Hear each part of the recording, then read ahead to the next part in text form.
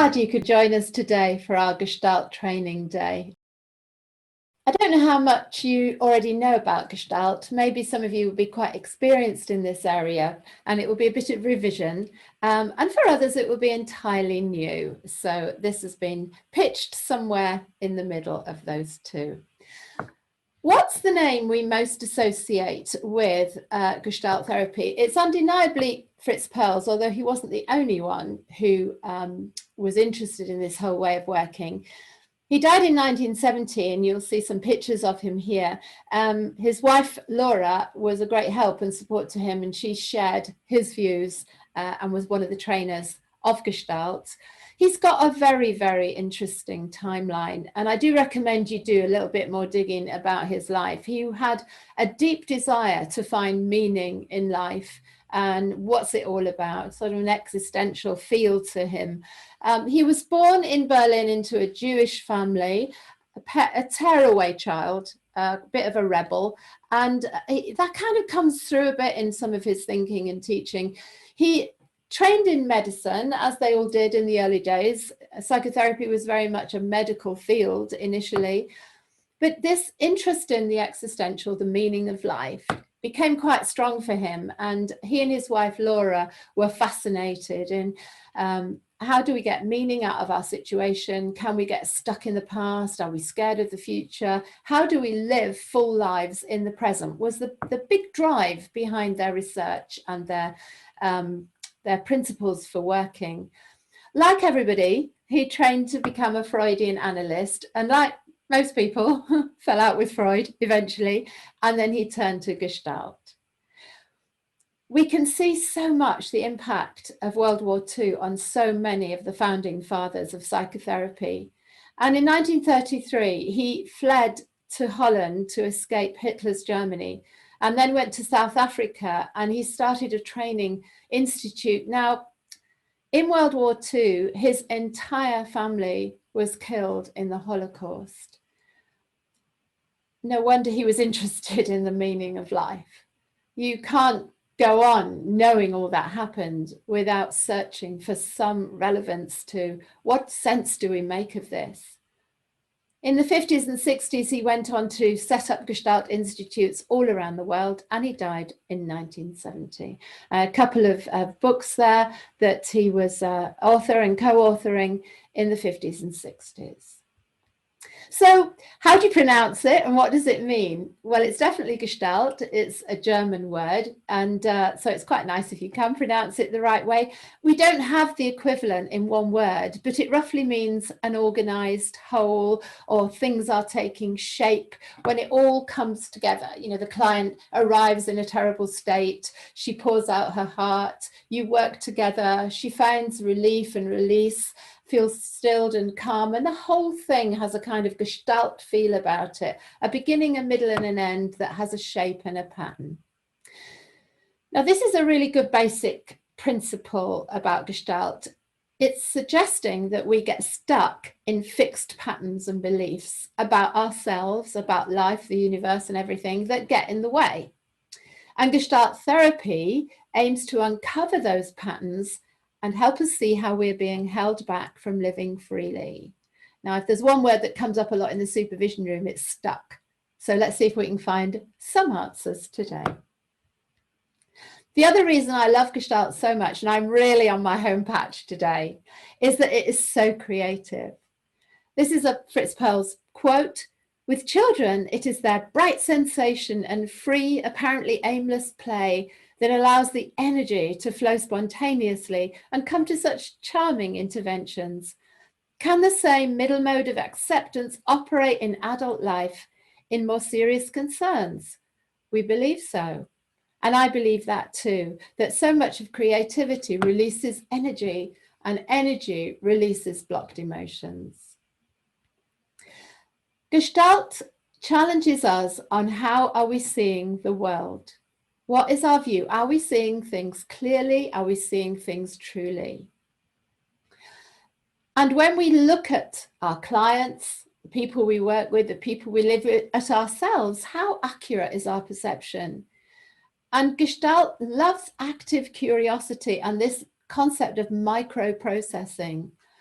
this turn of a head, the frown, the pause, the kicking foot, the clenched fist. It's very much a holistic therapy that looks at what's happening in the body, what's happening in the emotions, in the mind, in the soul, spirit. Everything comes together in Gestalt, which is why I find it such an enormously rewarding way to work. But the microprocessing is being actively curious about small changes taking place in the client, even the way they say things, their tone of voice, the flushing of their skin, and so on.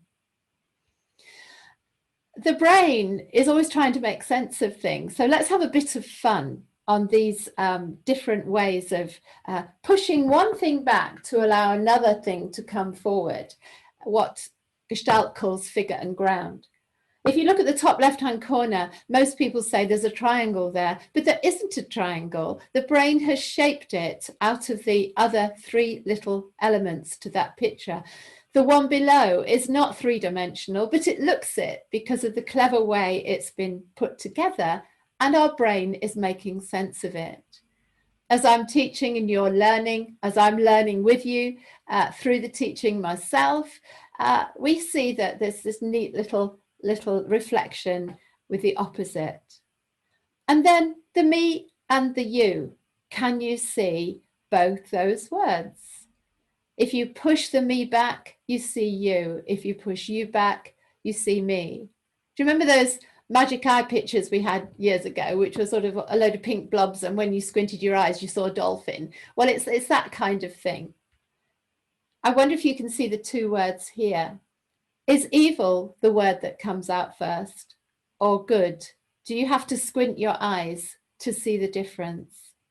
This is an interesting one. It looks like a face, but when you tilt your head to one side, the word liar appears.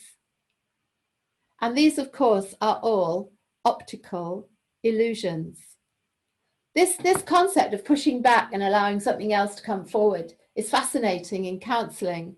If the client constantly brings their grief, what happens if the grief steps back and allows the anger to come forward? And our job as counsellors is to hold the whole of the client and understand that what we are currently seeing is not necessarily the whole picture. There's a picture going around on Facebook at the moment. I don't know if you've seen it, but as you look at this picture, I wonder what comes into your mind. If you see a beach, the ocean, skies and stars, you either have the mind of an artist or you need a vacation. Because actually, it's the bottom of a car door that needs fixing. And suddenly you adjust your vision and you suddenly see it. It's just a bit of fun, but it's quite interesting. In a way, we see one thing and we really have to step back and look at it differently to see the other, and sometimes to see the reality. So our brain is grouping together elements that look the same into a picture. But there's another word to offer you, which is an anomaly. That's something that doesn't fit in, that catches our attention. The client who says, I had the most wonderful childhood, there's no need to go there at all. I had wonderful parents, marvelous upbringing. They all talk like that. But then we begin to hear little hints dropping through that maybe things were not so happy. And we hold that, the alcoholic father, the mother who left when she was 7, all of this kind of thing that might suddenly say, whoa, that doesn't fit the picture. What's coming forward here? And Gestalt says that the whole is made up of different interacting parts of the client, parts of you, parts of me, that we isolate, examine and analyze, and then reassemble as a whole. Now, this is perhaps best described by looking at a car engine, where each of those individual parts is perfectly good in its own right, but doesn't make any sense until you put them all together into a dynamic system. And so it is with the client, with you, with me, that we are an organized whole that is a little bit different from each individual part, but together they begin to make sense. Hope this is making sense as we share it together. I found these brilliant pictures many, many years ago, and I have no idea where they come from. But can you see every little square is an individual picture in its own right?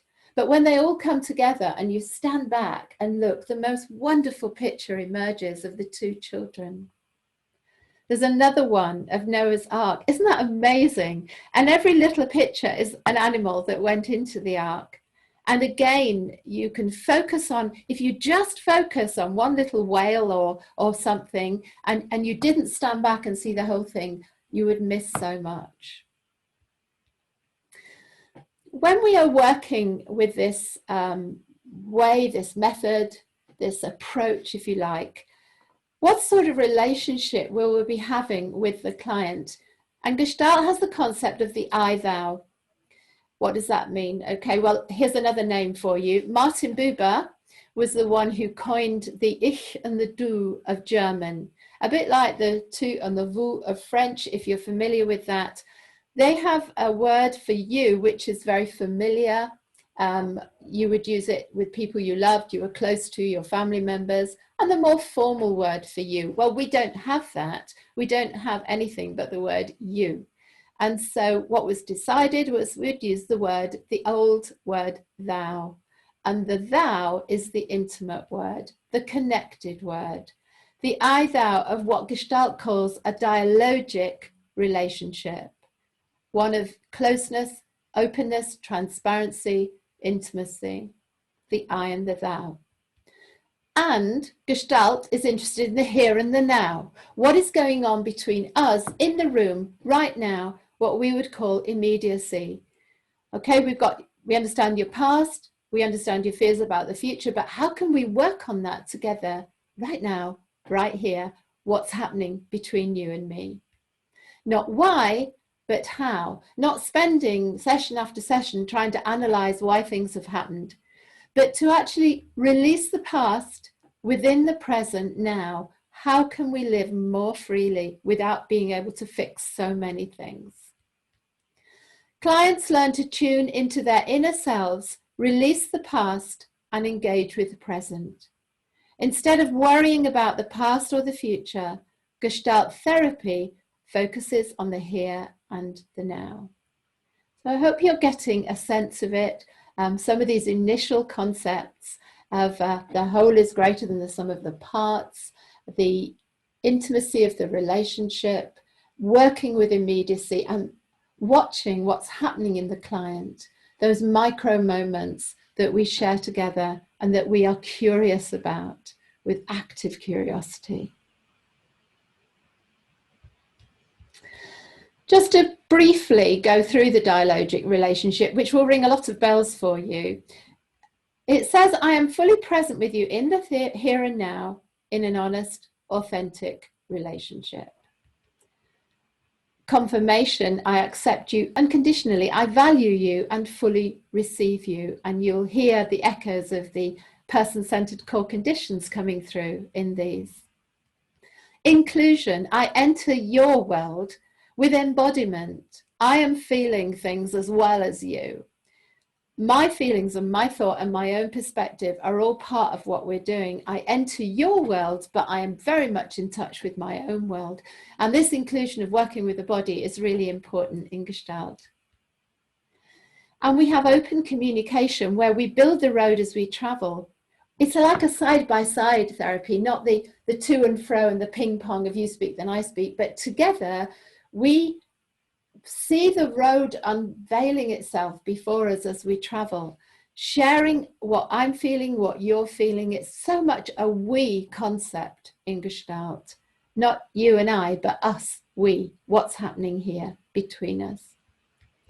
Now, the opposite of an I-thou is an I-it relationship. And this quote, Chris actually heard a consultant say on a ward round, good morning, you must be the hernia in bed 16.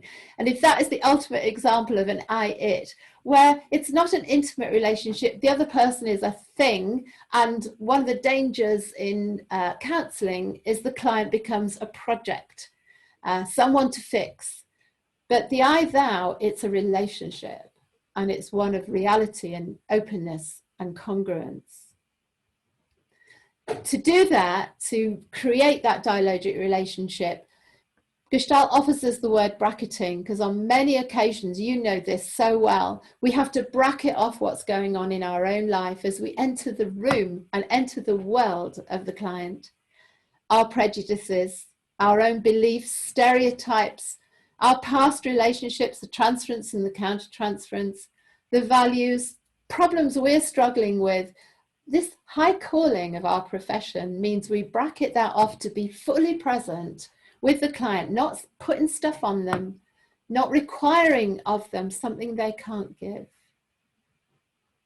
Now, there's another concept in Gestalt called awareness, and I found this picture just happened to fall into my lap, and I wish I knew who'd made it. I know the website it came from, which I've credited here, but this picture faintly blew my mind, because down in the gut of this person, a light is being shared on what is happening in the person's mind. And I like to think that the light is going up through the emotions. And the I-thou relationship wants to look at what's in the gut, what's in the heart, and what is in the mind. And this awareness, the more aware we become, and Gestalt says, use all your senses. Use your sense of sight, of sound, of taste, of smell, of touch, to see what is going on in you. Become aware of your body, of your heart, of your mind. And I like to think that we've actually come across the I relationship, my relationship with me. And there's a dialogue that can often go on between my gut, what I'm feeling right down there, and my heart and my mind.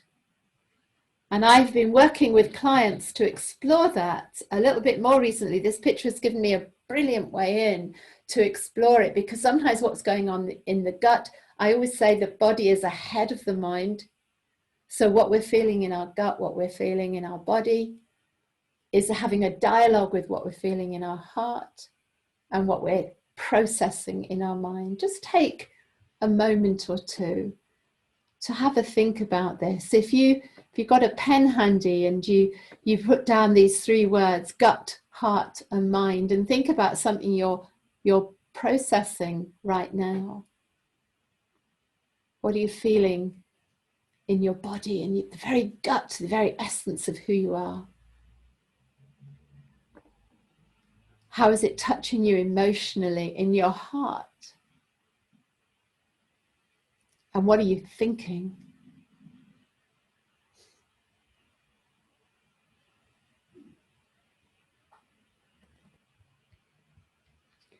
So we have the I, it, the I, thou, and the I.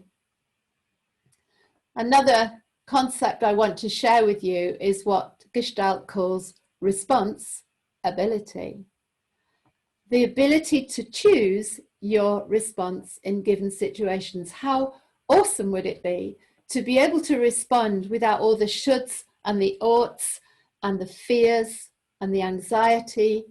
And I find this is relevant for so many clients that they want to get free, they want to get unstuck, but it's like these chains around them, like the ball and chain in the first picture, that holds them back. The what ifs, but this might happen, or this happened in the past, all those things that hold us back from being free to make choices of how we live.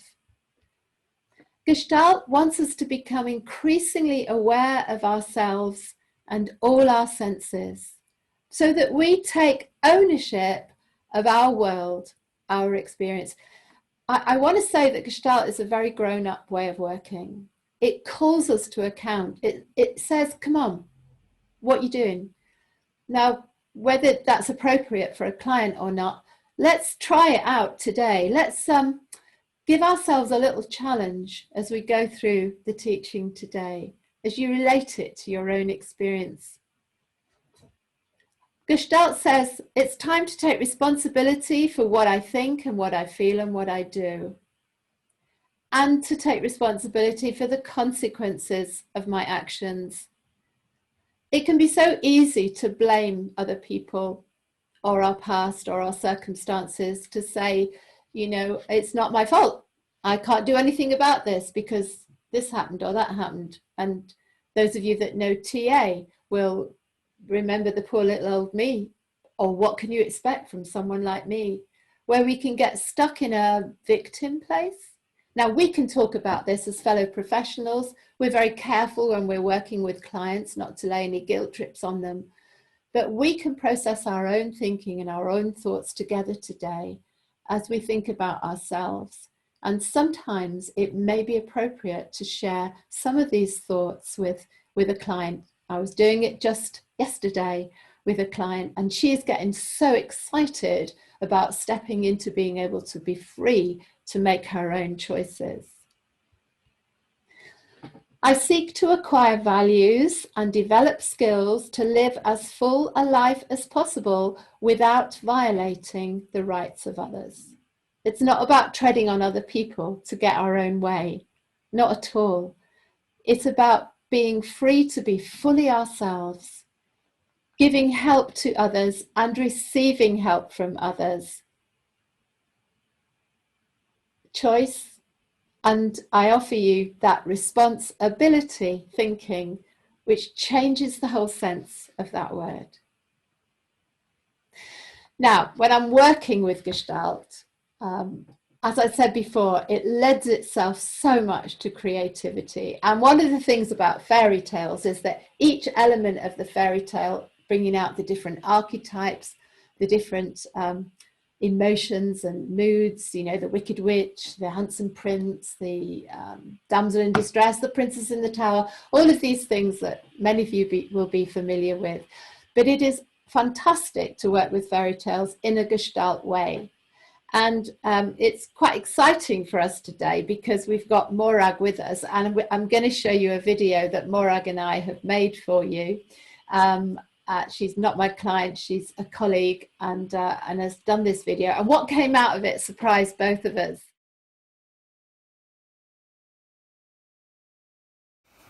Morag, first question, think of a fairy tale. Just hold it in your mind. Mm-hmm. And then which scene does the camera focus on? What are you seeing?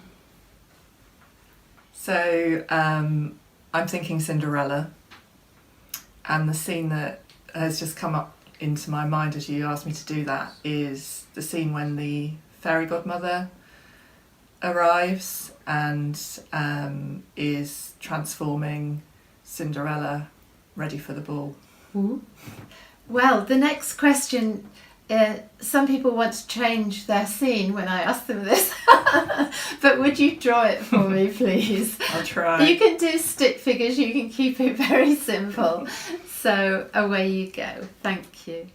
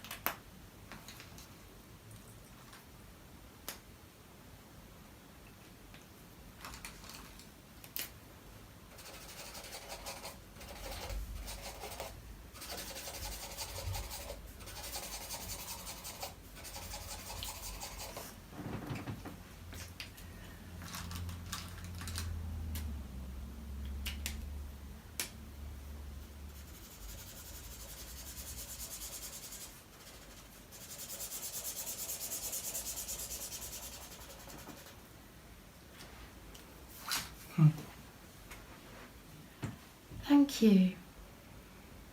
Feeling? I feel a bit heavy. I wasn't expecting that. Do you want to say some more about that? It's interesting really, because I think I really love Cinderella. That was my favourite story as a child, and this scene is always a really exciting, happy scene. It's about Cinderella being able to go to the ball and do all that she wants to do.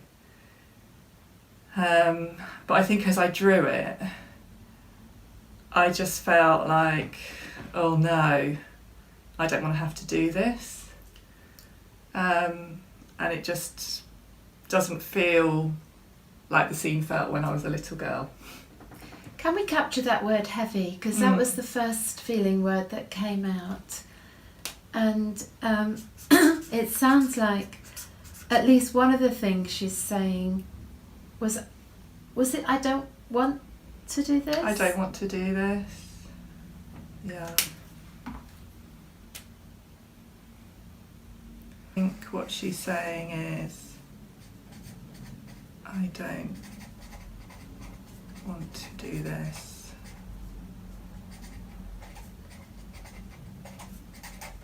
This way. How interesting, as we say.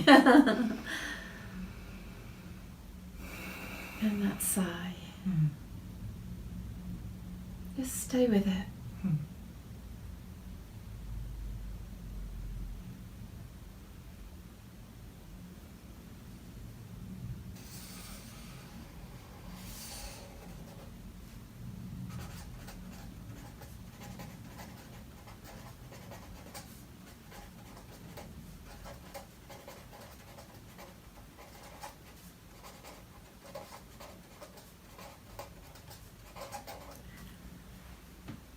Don't make me into something I might not be. She's conflicted? Yeah, I think she really wants to go to the ball because everybody's there and it's the place to be.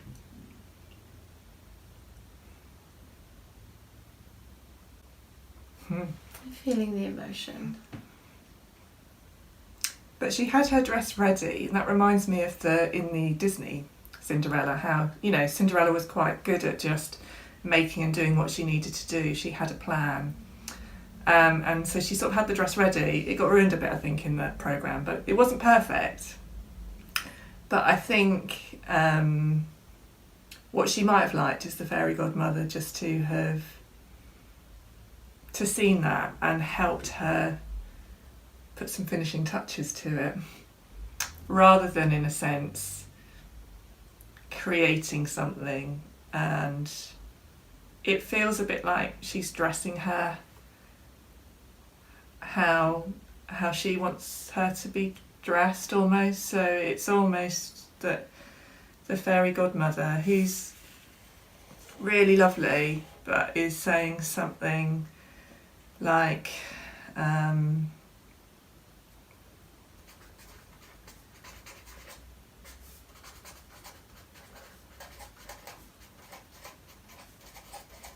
let me make you look good. yeah. And there's something in that, I think, that just doesn't feel quite so good to Cinderella. Because it's not really her dress. It's not really her. And it's not necessarily, really her. I was interested that neither of them has got a face.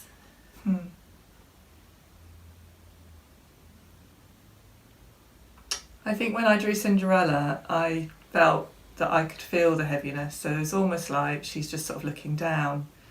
Her head's bowed, so you couldn't maybe see it.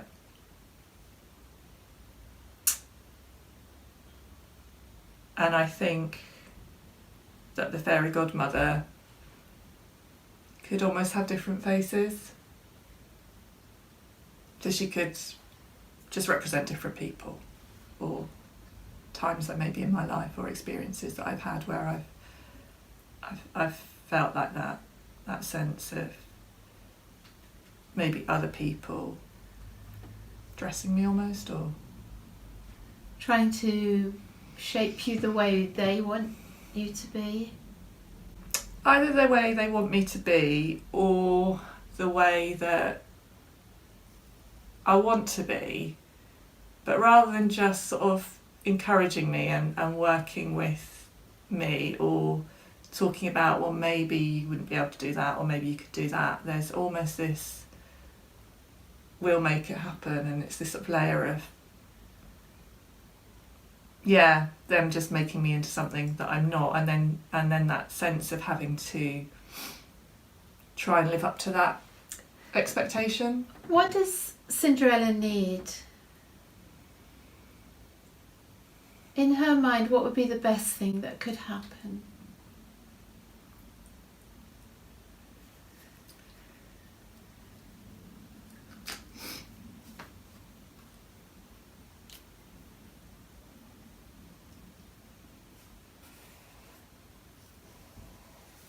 Sorry, the pens are not very obliging today, are they?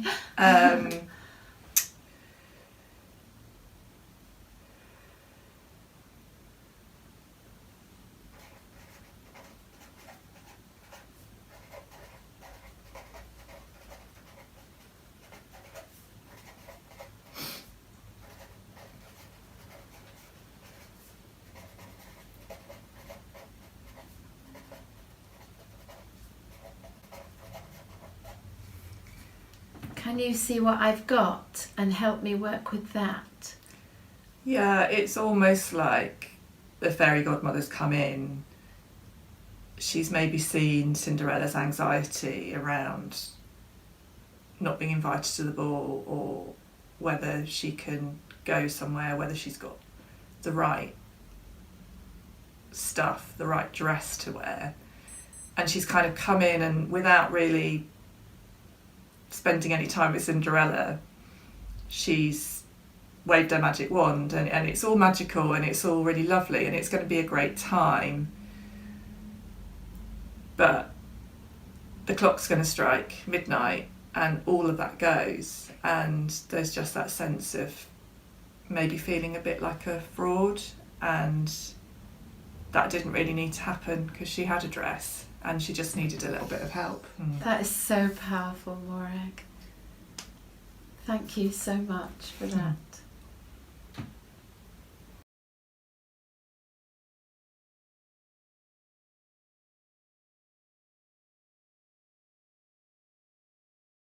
Continuing this fairy story theme, Morag, that I felt there was quite a lot of feelings around for you at the end of that piece of work, and I felt that you were a bit hacked off with the fairy godmother. Is that accurate? What were you feeling towards her? Yeah, it's really interesting because, you know, this scene makes you feel that Cinderella, you know, feels really grateful. And yeah, I think what's really coming out of this piece of work for me today is just, actually I think I just feel really quite angry at the fairy godmother, if I'm honest, which feels a bit uncomfortable because I don't like to get angry with people. But there's just something, as I've kind of connected, and I just see Cinderella like this, that just is making me think that I'm feeling quite angry.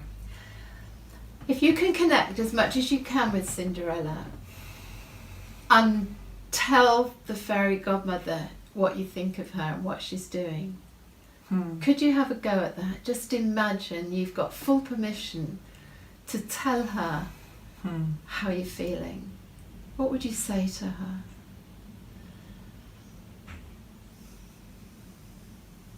I feel like I just want to do this, actually. I want to put my hands up and just say, just stop with your wand. Like, you know, I really appreciate what you're trying to do, but just stop it. I don't want your magic. Just tune in, see what else you want to tell her.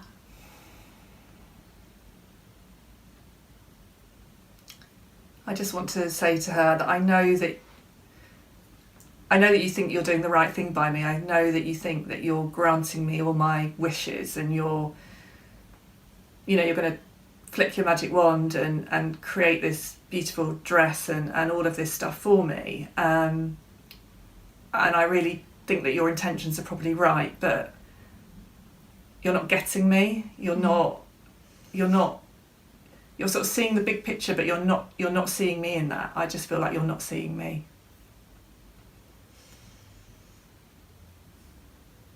Just find your voice.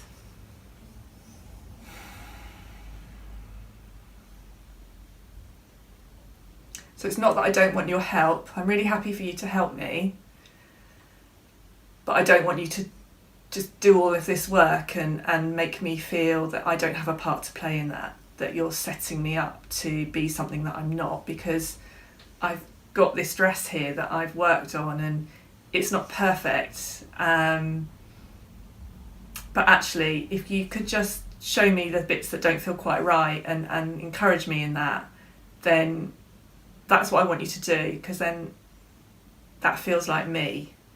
And I can go to the ball, but I can go to the ball as myself. That's what I want to say to her. I need to be myself. Yeah, let me be myself, and if it doesn't work out, it doesn't work out. But I want to go and just experience. I want to be part of that experience and really feel that I have some I have agency. I want to, it's something about agency for me. I want you to just let me, I need to do this. And if it doesn't work out, that doesn't reflect on you, that reflects on me. So actually maybe this is more about you and what you're needing, and actually not about me. But she thinks you look beautiful in that dress.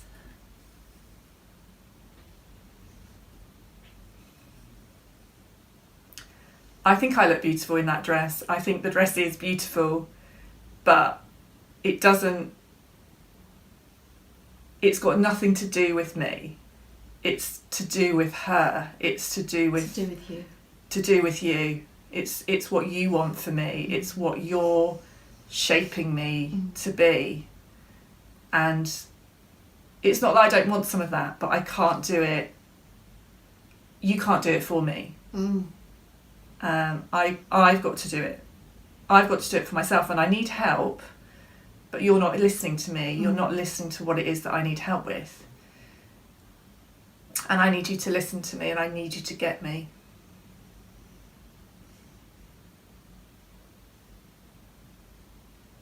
Just give it one more minute, just see if there's anything else she really needs to hear. This is your moment. That's right, take some nice deep breaths.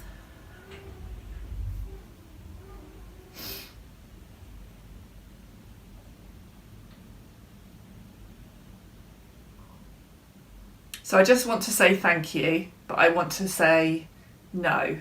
And I just want to I don't want to be moulded. So I just want to say that I don't feel badly towards you, but I just I need to be able to do my own thing.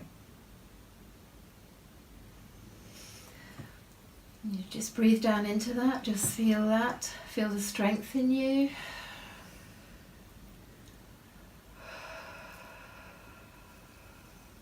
I just want to be myself. And that will be okay.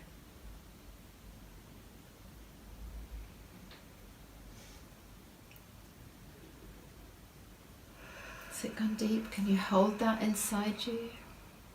Keep it safe.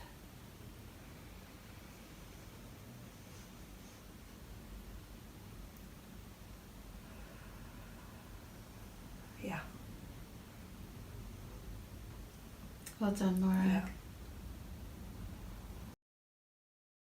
I was so blown away by that piece of work. First time ever the fairy godmother has got bad press. but it brought to light so much that responsibility that Gestalt talks about, where Morag was seeking to make her own choices and not have things put on her. Pauline, maybe I'll start with a question which is directed to me actually, which is someone was asking me whether it was a surprise to me what came up as I engaged with the fairy tale. Did I know what I was going to draw in advance? And it's interesting because I've worked with fairy tales quite a lot, and I always choose Cinderella. It was my all-time favourite fairy tale. Yeah. But every time there's always a different scene, and this is a scene that I'd never worked with before. And although I obviously had a bit of time to think about it in the run-up to us recording it, I hadn't overthought it. And so yes, I think I would have to say it was a surprise what came up for me. It was just that sense of, you know, just trying to, well, what is it that just comes to mind? I don't really understand necessarily why. Let's draw it and see what happens. And I think that's just how the creative work often goes, isn't it? That we have to just trust the process. Yeah, absolutely. That's a great question, Morag, isn't it? I do think that I would use fairy tales as often as the client's got one ready in their pocket, kind of thing, that they can bring up different things every time. But as I said before, never in the history of the universe have we had the fairy godmother getting bad press and being thoroughly told off. So I thought that was utterly brilliant. Thank you. Well, it's interesting that, isn't it? And I think there's something where Gestalt really encourages us to face the unknown, to sort of risk staying with the uncertainty of the here and now with our clients. And that sense of what you talked about bracketing our ideas or preconditions about what we're thinking about what's going on. And I guess it was interesting with that scene, and it was highlighted even by your response in a way, that sort of surprise sense of, had I left you to interpret the picture, you would have possibly come up with a very different meaning to me. Absolutely. I think that's right, because we have our preset ideas that Cinderella was always absolutely thrilled to bits with her stunning dress, and that the fairy godmother had sorted it all out for her. So yeah, I absolutely take your point. That would be going on in my mind. We don't interpret the fairy tales, but I totally take your point. Thank you, Morag. Great stuff. And I guess in that then it's about the microprocessing, isn't it? And when we're bringing in a creative intervention, we've kind of got the triangle of, you know, you as the therapist, me as the client, and then the piece of artwork. Yeah. This sense of keeping an eye on all, you know, all of those things, isn't it? Totally. Yes. Good. So next question. I touched on some emotion during that exercise, and working in this way can take us to quite deep places quite quickly, can't it? And it's that sense, I guess, of us needing to know our clients. And I guess particularly when we're working online, someone's asking about that in terms of how we hold our clients safely online. That's a very, very relevant question at the moment, isn't it? Because let's be honest, it can come up with any issue. The client can appear in tears or end up in tears by the end. And I think we just use all our core skills, and you will have a relationship with the client. We never shame them for expressing their emotion. They're often shaming themselves. But just, I would say things like, stay as much as you can with the feelings. But you can, if you want me to help you to stop feeling so much emotion, we'll talk about something else. I'll help you do some grounding tools. But very often people just need to express emotion. I would say many of my clients cry at some stage in the therapy, whether it's online or face to face. So we don't have to be afraid of that, I would say. Yeah. Use our normal skills. It's been fed back that maybe I was a model client, that I perfect client. and how we work with clients who are perhaps a bit more scared of creativity, or feel like they can't draw, or, you know, the process doesn't run quite so smoothly. How can you help us to think about that?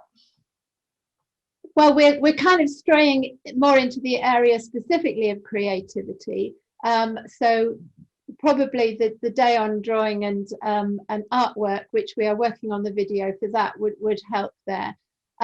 Many people say I'm not creative. I believe everybody is creative. You may not be artistic, but you are creative and work with stick figures. I did offer you to work with stick figures. Yeah. And just to encourage people to have a go. Just keep it very, very simple. You're a good artist as well. So yes, you are definitely a model client. Another thing we get asked is it, does it work with men? Yeah. And I would say men respond very, very well to working with Gestalt. I have found they enjoy the robustness of it very often. And certainly if they can't find a fairy tale, I mean, it's optional. I just used the fairy tale because it was such a brilliant example of how you can weave Gestalt principles into working creatively. But sometimes they might prefer a film or a book they've read, but somehow I still like people going back to the archetypes. But really, it's the scene, whatever the source of it, of the fairy tale or the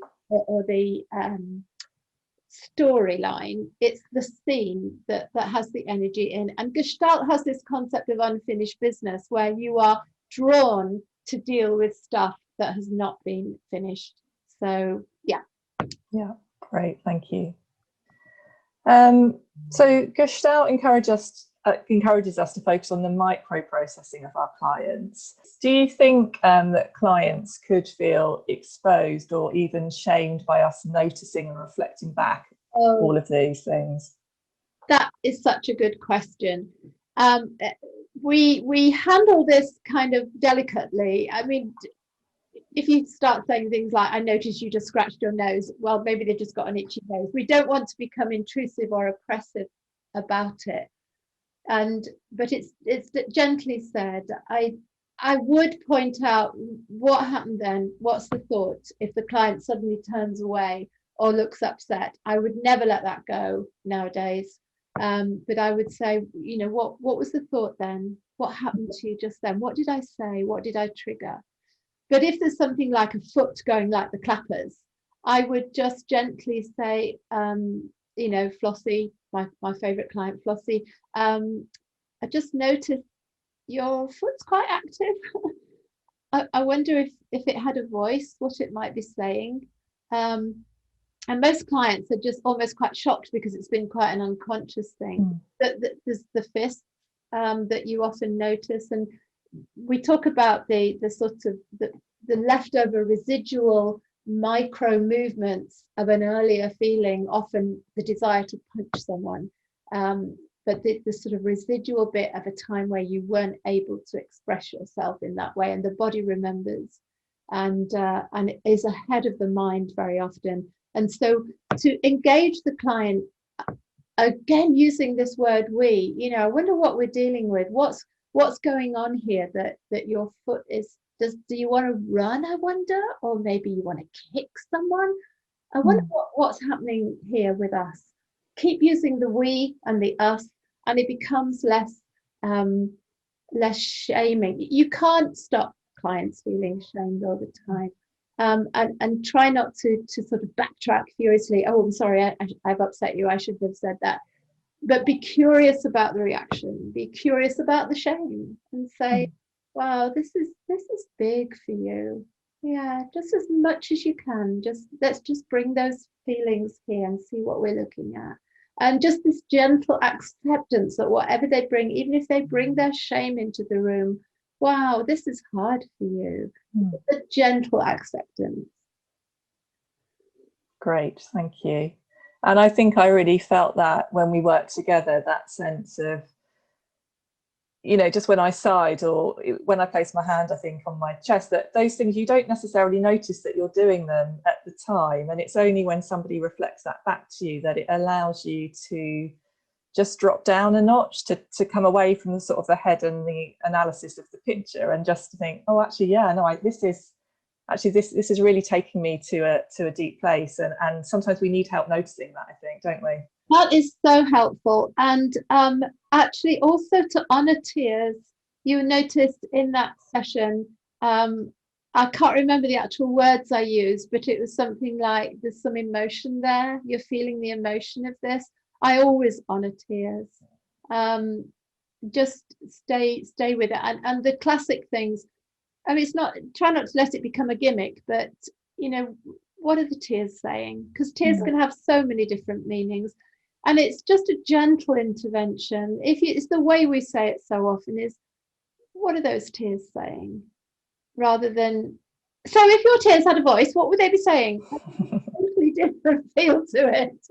You know, we are, you know, and I vow, they're not a project. They're not someone with, oh, that was a Gestalt intervention. I am now about to use a Gestalt intervention, everybody.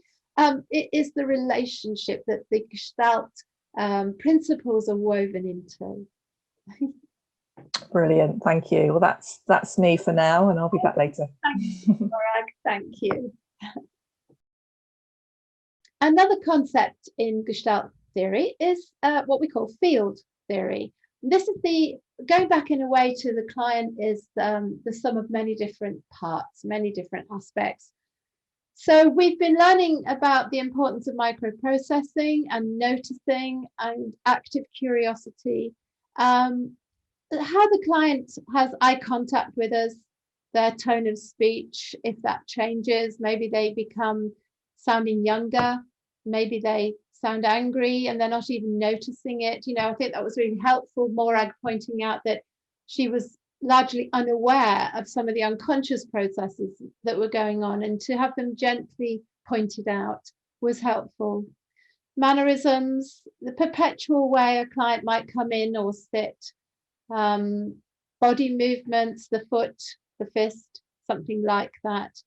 Their appearance, how they present themselves to you in the room, the clothes they wear even, the rate of breathing, sometimes that changes. All of this we become aware of. Now, whether or not we mention that, as we've been discussing, is another thing. But we become, our own awareness of the client is heightened as we put them in the total context of who they are with us, here and now, I and thou, in the room. Into this, we also bring what we know about their past, about their childhood, about their belief system, what attachment would call the internal working model, the scripts of transactional analysis, the conditions of worth and locus of evaluation of person-centered. These are all concepts that weave very happily into the Gestalt way of working. It's just another name for the same sort of thing. The client's dreams and goals and what they see for themselves, their fears about the future, their I relationship, what is that like? What do you sense is their self-concept? Do they have a good sense of self-worth? Do they have secure attachment? Are they avoidant? Are they ambivalent about their relationship with you? Do you get that go away, don't leave me sense? And so I'm a great believer in being able to integrate Gestalt principles into other ways of working. And for me, this is, I must say, a dominant way of working, and one I'm very, very at home with. When a client is trying to explore what they feel about themselves, we are very often entering the world of what Gestalt calls polarities. Two opposite things I'm feeling at the same time. Now, did you notice Cinderella did this when she was talking to the fairy godmother? And incidentally, that was Gestalt chair work. I wonder if you spotted it. She put the fairy godmother into the chair. We'll be talking about the empty chair this afternoon, but many of you will associate Gestalt with empty chair work. But she spoke to the fairy godmother. But she said, thank you, but no. On the one hand, I really honour what you're trying to do, but on the other hand, I need to do it myself. And this, on the one hand, on the other hand, is what we call a Gestalt polarity. So I want to please you and for you to like me. And it would have been possible that Cinderella was really afraid of upsetting the fairy godmother, that she would never have been able to say that. What if I really offend her? She has power. She's got that wand. What will she do? And we might conceptualize that people have power over us if we displease them. But actually, I am learning to take responsibility to actually choose, make choices for myself that are good for me. And as Cinderella said that to the fairy godmother, you know, she's made it very clear, this is about me. I actually have a dress here. Can you just help me, because I've chosen this dress? Don't put something on me that doesn't belong. But then on the one hand, there may have been a part of Cinderella that said, well, I'll let you decide because I'm scared of making the wrong decision. Please make the decision for me. Thank you for the dress. It's the best thing ever, because I don't think I've got it right. But there was a strong bit came out of when Morag did the role play as Cinderella, is don't tell me what to do. And the thing about polarities is both are equal and opposite reactions. And again, the whole is greater than the sum of the parts. We are more than just the individual reactions, but they can be quite opposing with this tension of opposites in some of the ways we deal with life. The client who says, I really want this therapy, I want to get well, but I am so tired and it's just too hard. And they can be equally strong reactions.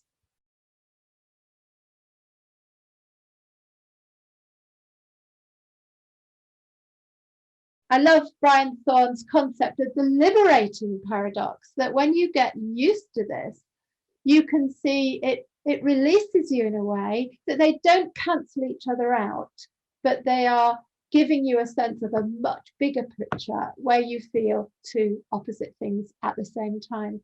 Dr. Heidi Green, I stumbled upon her recently while I was looking at this, and she gave a couple of these examples, and I've added some of my own. But the one I like, the one she said, my parents did the best they could, and their choices wounded me. This is quite freeing because we're not denying or blaming them. We're not denying that they did their best or blaming them for what they did. But actually, I'm coming into reality here. It wasn't right for me. And that can be quite liberating, to have permission to say, I love you, but you hurt me. I'm scared to take the next step. And I know it's the right thing to do. Now, when we're working with clients and working with those conflicts inside, it's a very good context, the counselling room, to explore that, to look at what's behind each thought, and to help clients resolve any conflict. I'm afraid to fail, and I believe in myself. I relate quite strongly to that one. Moving to online training was terribly scary when we first did it in May. We've learned an enormous amount, and I could not do this without Chris and Morag and Jeremy supporting me. We are a team, but this morning I woke up and I thought, oh, what if we have a power cut? And the fear of the lurking fear that something could go wrong is something I accept. Equally, that I do believe I can do this. I accept that I have a skill set that adapts very well to online training, and all the experience I've gained from the YouTube channel and the fact we've got really good equipment has all been an enormous blessing in this wild adventure. But I never quite lose that initial fear of what if it all goes wrong. Hey, along with the rest of us, I can say stupid things. I can have foot in mouth disease and say crass things and upset people, but that's not all of me. I can also have real wisdom, and I can be very sensitive. And just because I make a mistake doesn't cancel out the good things I can do. This is part of the liberating paradox, that you are not cancelled out by one mistake, because that is not all of you. You are much greater than the sum of odd glitches. I can feel weak as a kitten and brave as a lion. I can feel full of faith, and I can feel full of doubt. My faith is hugely important to me, and some days it's very easy to believe and feel strong in that. And other days I question and I worry, and I don't think I'm exceptional in that. There's a little pusscat looking at itself as a tiger, and we are both. We can feel vulnerable and brave. One of the problems is when we split off the parts of ourselves that we don't want to face. We don't want to admit that we were hurt by loving parents. We are actually too scared to step out and take risks. The fear of failure stops us stepping into something bigger and growing. And if we don't deal with them, they stack up behind us. And the things that are stacked up behind us are what Gestalt calls unfinished business that I mentioned before. And Gestalt would say, okay, so today you're feeling okay. So Pauline, talk to your weak as a kitten self and talk as your brave as a lion self. Have a dialogue. Have a dialogic relationship with the different parts of you. The I relationship is also a relationship with different selves. What person-centered calls the configuration of self. So I am made up of many different parts and elements, and some of them are in conflict with one another. And to get those bits to me, having a little dialogue with each other is helpful, and it's something we can do with clients in the counselling room. So I want you to have a little think just for a moment about your polarities. What are you feeling even today, right now, right here? Let's be very Gestalt. Right now, right here. Just tune into what you're learning now about polarities that you're dealing with at the moment. Two equal and opposite reactions to a situation, to a person, to whatever it is.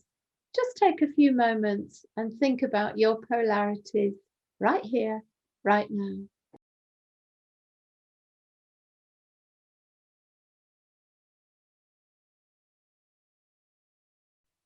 Okay, well, I hope that's given you enough time to have a think about that. Now, I can't do a day on Gestalt without going through the cycle of awareness with you because it is fantastic. I hope you really get a sense of this. I think Morag's going to put it in the chat room in case you didn't have a chance to download it when you got your confirmation.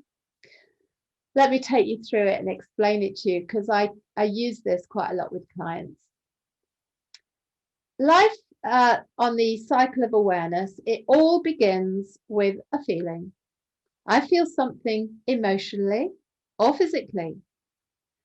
I then recognize what that feeling is and I give it a name. I know what that is.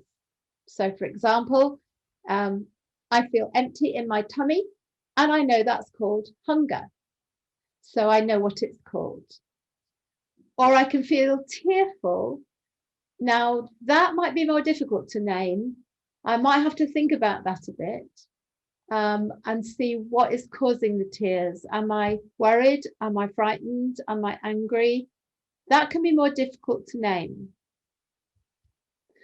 And then what are my options? All right, so I've named it as I'm hungry.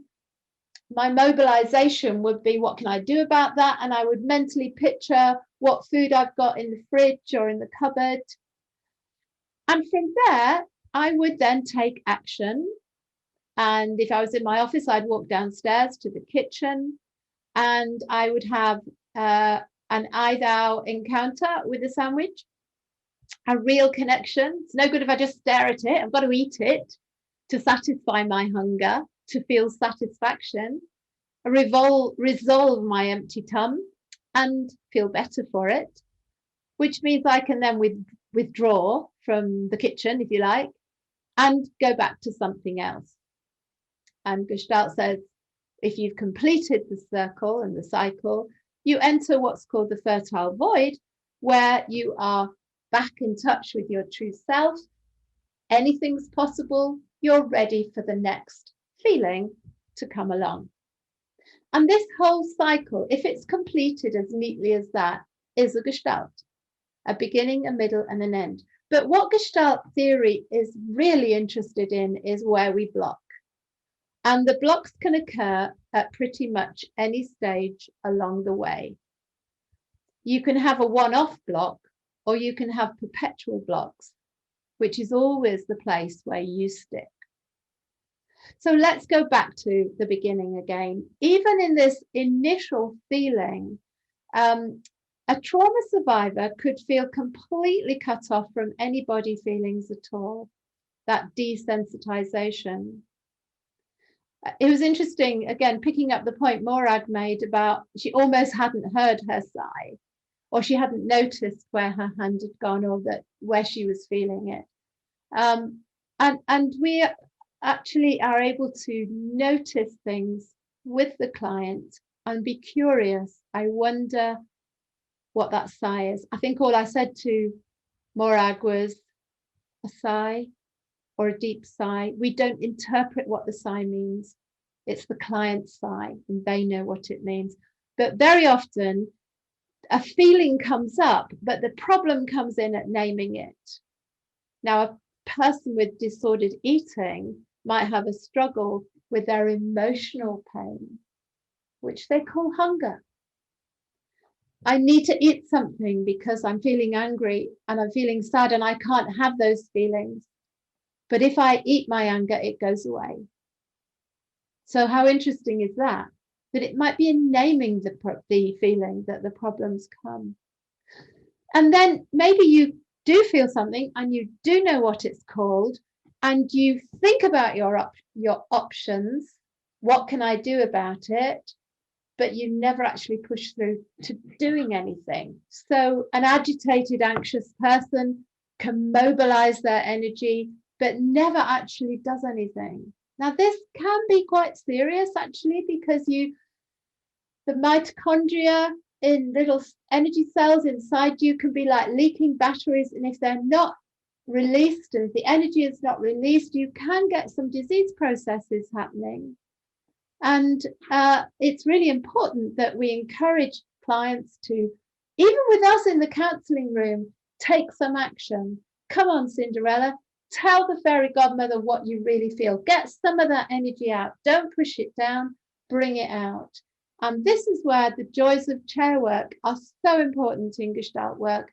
And that's why they've become so famous, because of the incredible usefulness of speaking to someone in preparation, maybe for speaking directly to them. In reality, that may not be safe, may not be possible. You may have an issue with someone who's died, but the feelings are unprocessed. It's massive unfinished business because they've now gone. You can never do it face to face. You can never get a result, but it's about you now. So come and do it in the therapy room. Come and unload all those unspoken words. All that energy needs to come out. Now, some people actually do take too much action. A person who goes from relationship to relationship to relationship, but somehow never gets the I thou, never gets the close contact and the encounter, where they truly meet the other person and the other person meets them. This word intimacy is an interesting one. For me, it's understood as into me, see. But if I let you see inside of me and I'm ashamed of what's there, I'm going to put barriers up so you can't see me. So sometimes we want relationships, but as soon as it gets close, we shut down and we're scared. You know, a lot of people can go all the way around the circle where they know what the feeling is, they name it, they mobilize, they take action, they have real contact. But the satisfaction and feeling at peace with yourself is very hard to achieve. The workaholic who never quite feels satisfied, and I'm going to try it again, I'm going to do it again. The client, the level 4 diploma student who once came up to me and said, "You've only given me a merit for my essay. I need a distinction. I want to write it again." And I remember saying to her, "I'm not marking it again because a merit is a very good mark." But she could not be satisfied unless it was perfect. It has to be perfect. Recognizing any of these, anybody? And maybe when you do find satisfaction, you then can't let go. And the person who needs to be in control and can't let go of a role or a relationship, because that means surrendering to the unknown. What if the fertile void isn't fertile? What if it's a desert? What if there's nothing? What if this is it? This is my lot. If I let go of this, I'll have nothing. And the fear of being alone, maybe in a toxic relationship, but it's not profitable to stay, but fear of leaving. But even in a good thing where you are satisfied with it. Let me give you an example here that years ago, we used to be called Kappa because we couldn't think of anything else to call ourselves. It stood for Chris and Pauline Andrew, and the courses and the conferences we ran were all Kappa. But I did a fairy tale one day, and it was Jack and the Beanstalk, and it was a very thin beanstalk with a very poor root system. And I knew really what it meant. It was something I've been knowing for some time. We had to expand our team. You know, I was selling the courses, doing the bookings, doing the admin, driving around the country, delivering the training. And we were growing very fast. It was hugely satisfying, but I needed to let go of my control of the organization. We changed the name to Deep Release. We began bringing in other trainers, but it was like I was giving them my baby. And what if they didn't feed it right or put the wrong clothes on it? And letting go was very scary. Interestingly, though, when I did let go and created more space in my life, the fertile void produced another company called Barnabas, which fulfilled a lifetime dream of teaching qualification courses. And that's where I started teaching the level 4 diploma, which I love, and other courses too. And sometimes it's that courage to step into the unknown. If I let go, will there be anything else? Can be a challenge. And the Gestalt cycle of awareness enables you to explore what is going on and where the conflict is. And at many of these points, particularly down the right-hand side, on the one hand, on the other hand, comes in quite powerfully. On the one hand, I want to do this and I know I should do it. On the other hand, I'm scared and I don't know how to. And this is rich, rich material for working on in the counselling room. Now, I want to give you a few moments again to think about this and think about, where do I perpetually block? Or where am I blocking right now, right here, in a specific situation in my life? So take some space and have a little think.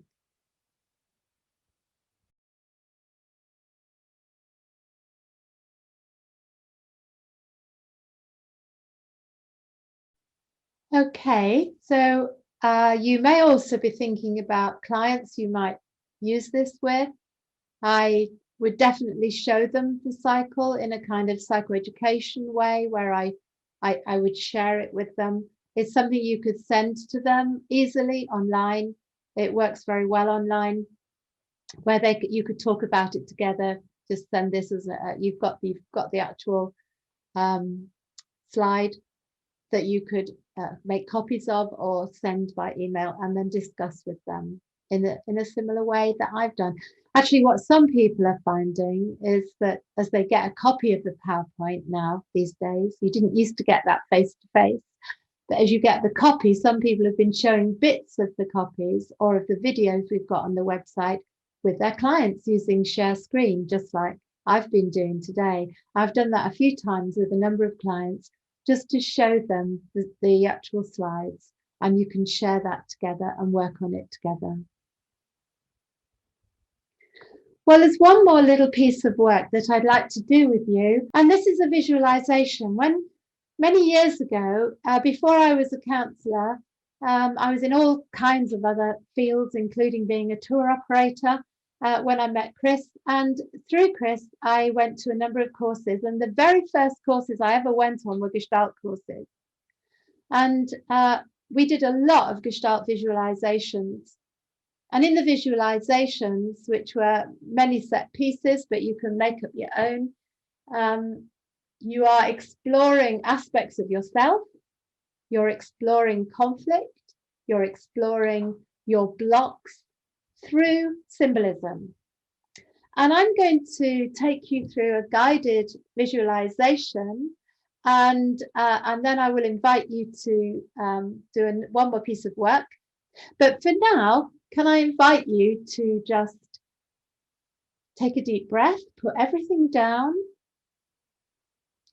have your hands free, and if you're comfortable with closing your eyes, that would be great.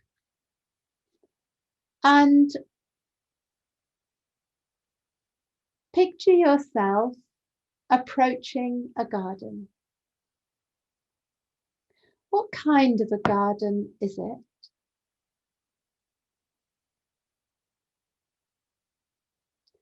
Just notice the weather, what you're wearing, how you're feeling as you come near to the garden and enter it. As you look around it, what can you see? What kind of a garden is it?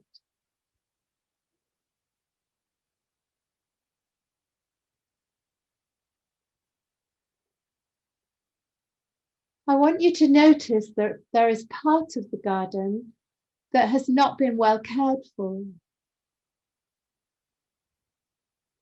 What has happened to that part of the garden? What's going on there? And as you stand and look at it, how are you feeling? What are you thinking?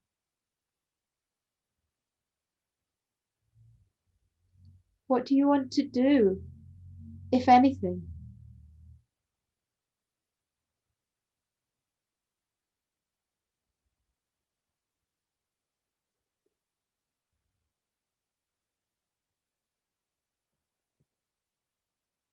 In the corner of your eye, I want you to notice there's a flower that it's almost like it's calling your attention. Where is it? It's a very unusual flower. And it has a message for you. Just spend a little bit of time and see if you can sense what that is.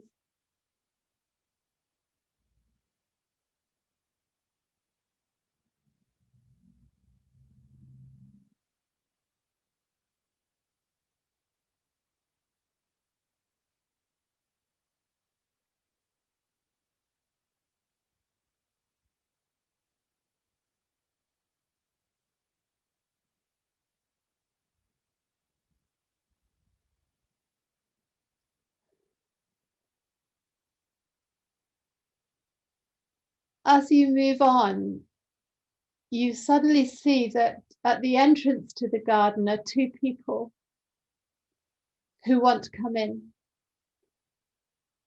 Now you can choose whether either or both do or don't.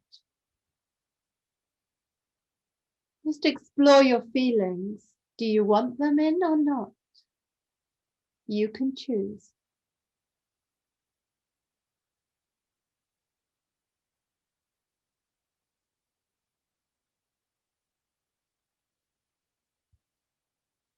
So just take another look around your garden. The light is beginning to fade now and it's time to leave your garden. You can come back if you want to.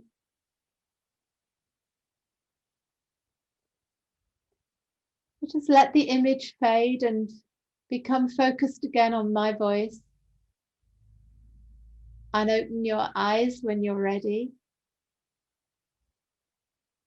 And I'm going to invite you now to draw either a single element of the garden or the whole of it, whatever you want to do. Now, if you are able to, when you have done the drawing, do you remember that Morag did speech bubbles for the characters?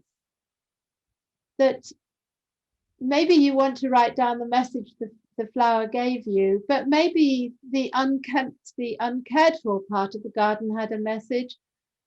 Maybe the people did. Just begin to explore in speech bubbles if you want to. different messages coming from different parts of the garden, and that will depend very much on what you've drawn. Maybe you drew walls around the garden or hedges. Maybe there was something in the garden that you just suddenly knew was there. Try and give the different parts a voice and see what happens. Over to you.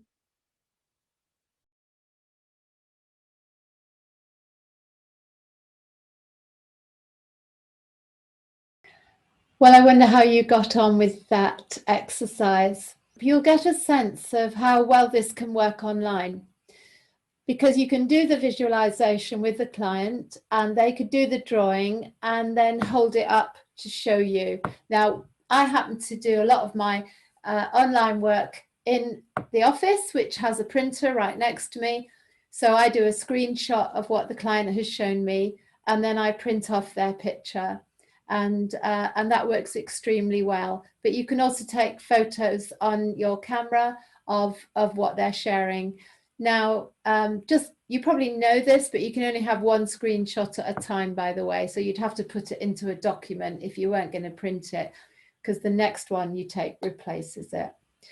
I always get permission from the client to do that. I hope that goes without saying. But and also, if I do print it out, I write the date on the back of this is the day we did the garden visualization. That can help. So it is recommended for online work quite easily. In fact, many of these things work very well online, including the fairy tale, same sort of principle.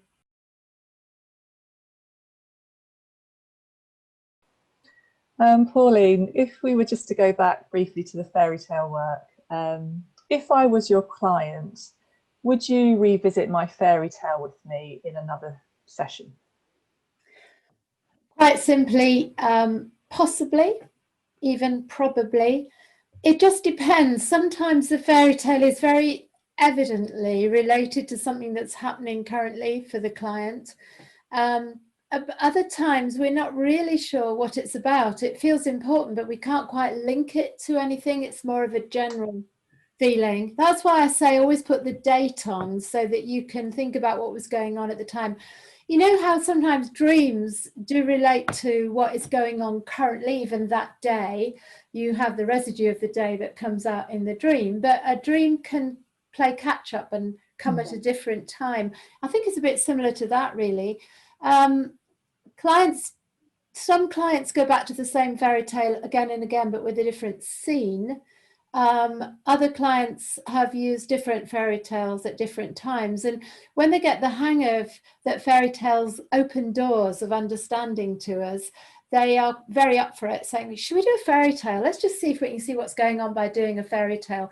And that taps into more unconscious things and can reveal more than trying to work it all out in your head. Thank you. I know when we worked together and did the fairy tale, I sort of became Cinderella in that moment and spoke to the fairy godmother. Would you always get your client to become one of the characters? I rarely always do something, but often it can take it a little bit deeper. Any kind of artwork where you've drawn a picture and you step into it and become part of the picture can be really helpful. In the fairy tale that you did, Morag, with Cinderella and the fairy godmother, what I could have done if I was your counsellor, your actual counsellor in a session, and we had more time, obviously, I would have perhaps encouraged you to become the fairy godmother talking back to Cinderella. And that's very much a Gestalt two-chair work, changing chairs. What can be relevant and what comes up with dreams, with pictures, with fairy tales, is this the whole is greater than the sum of the parts feature again, where you are actually both Cinderella and the fairy godmother is also a part of you. Now that might be an internalized mother voice.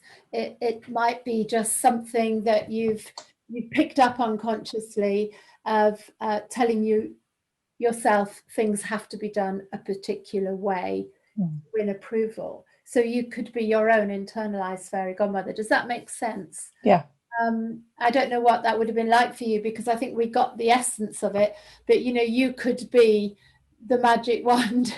What's the wand saying? What is that part of you that actually still believes a bit that there is magic, and that if you just, you know, think hard enough, pray hard enough, wish hard enough, do things hard enough, and get the words in the right order, something magical will happen. It's very, very interesting when you explore the different parts, and also whether you are actually your own handsome prince. Do you get the general idea that you could actually become almost any part of the story as well? So yeah, I really do, and I love doing that bit of work, and I feel that it's opened up you know, areas that I knew about and stuff that I've been working on in myself, and I feel quite hungry in a way to work a bit more with that, because it just feels so rich. That there seems to be lots of different ways that, you know, that we could work in that way, and I guess that's inspired me when I think about my own client work, just to feel that sometimes we can kind of neatly package these things into one session, and yet there's so much fruit that can come from them if we sort of stay with it. And I hold the word dialogue that Gestalt uses so much, that dialogue between the different parts. Now we're going to see a video this afternoon of Angie doing chair work where she swaps chairs. And so that would be a similar thing. I think it can, once you think in a Gestalt way, you see possibilities in almost any piece of creative work that you do. You're always looking out for the different parts, the different elements, and what they might be saying to each other. And often I think it's important to look for the conflict. Keep that word conflict in your mind when you're working with clients. And actually, you really modelled, I think, that sense of really tracking and that sense of immediacy when you know, you said to me that you noticed the emotion and gave me that permission to think about, oh, actually, I think I feel quite angry. Yes. And I suppose that in a way then was the instigator, wasn't it, for, oh, there's something here and it's live now. Yes. Let's actually work with it now. And that was the key, wasn't it? You picked up on the emotion. That's the essence of Gestalt. What is happening right here, right now, with all the feeling and with the situation and with your gut, your heart and your head. Right now, you've got a snapshot of everything you're dealing with in your life. And so you're in the sort of crucible of where the action is right now. And that's why the I-thou relationship, building the safety for the client to go quite deep, is so important. You talked about building the I-thou relationship, and then you've talked too about the I relationship, the relationship that the client has with themselves. And I'm wondering how you might, in the early days, maybe help your client to become better at that relationship with themselves. Yeah, the I is something I've been thinking about lately. I do love working with the configurations of self. Who is the I within me? Who am I? Is one of the biggest questions clients ever come with. As a sense of, I've lost my sense of identity. My self-worth is quite low. I don't know who I am or what I'm doing. And the self-talk can often be harsh or critical or punitive. And helping the client to become aware. Remember, Carl Rogers said the client is incongruent when they come. They don't know what they don't know. And so we are building a context in which they get interested in their own story, their own process. And one of the ways they do that is by not just having, this is a sort of mindfulness concept, not just having an experiencing ego, but an observing ego. How interesting I did that, rather than what an idiot I was to do that, or what kind of a person am I that I would think that, but just be interested in that self. And that, again, that dialogue between the critical parent and the damaged, wounded child, or whatever, you know, borrowing from TA there, transactional analysis, are all parts of discovering who you are. It's interesting, Morag, that many of the courses we're doing in this season of online teaching fit in with each other. We're drawing on bits because that's my integrative model. So I'm able to integrate them into a whole that hangs well together, because many of them are saying the same sort of thing. Brilliant, thank you. Somebody just asked, I know you don't work with children, Pauline, but do you think the cycle of awareness would be a good tool to use with adolescents? Well, I don't see why not, because I think it's very simple. And even, you know, if you go around it like I did with the sandwich in the fridge, that's the simplest way to explain it and say, okay, you know, we've been working together, and sometimes I sense you don't really know what it is you're feeling. You may just be starting at the very beginning. What's the name of my emotion? And I know many of you out there will be very experienced at working with naming emotions, and you can get feeling charts and you can use emojis and all sorts of things. Mm. But even that very first question, those first two little elements of the cycle experiences and naming it. And I think, you know, your average teenager would well work with that. They would understand it, where they perpetually block. And the curiosity of, I wonder what's happening when you block there. What is the fear? Almost every stage of the cycle of awareness or cycle of experience, you'll see it called sometimes, could be used in almost any counselling session. Remember what I said right at the beginning, which I'm sure you echo, is that something that is constantly brought to supervision is I'm stuck. I'm stuck, client's stuck, we're all stuck, and nobody knows what to do. And sometimes the cycle of awareness is part of helping the client and the counsellor get unstuck. I mean, I'm very transparent with my clients.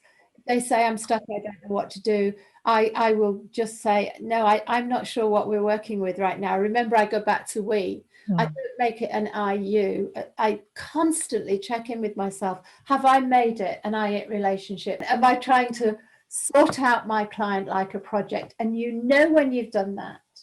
And I would suggest that one of the ways you can counteract that is to bring in the we. What are we working with here? Why are we feeling stuck? Because I feel stuck as well. I wonder what's going on here. Let's just take a minute. Have you got any thoughts why we're both stuck? You know, engage the client all the time, travel together, watching the road build in front of you side by side. Yeah. I think that's been one of the most freeing things that I've learned from you, that sense of working together and just curiosity. And, you know, and I've given that word to my clients, and, you know, let's just be curious. And it's been incredible, actually, just to see how freeing that's been for them. Just think, let's just be, I don't have to put judgments on it. I'm just going to be curious. That's it. Absolutely. Great. Brilliant. Thank you. Thank you very much, Maura. That's lovely. Now, we've been talking about chair work and how it is very much a prime element of Gestalt.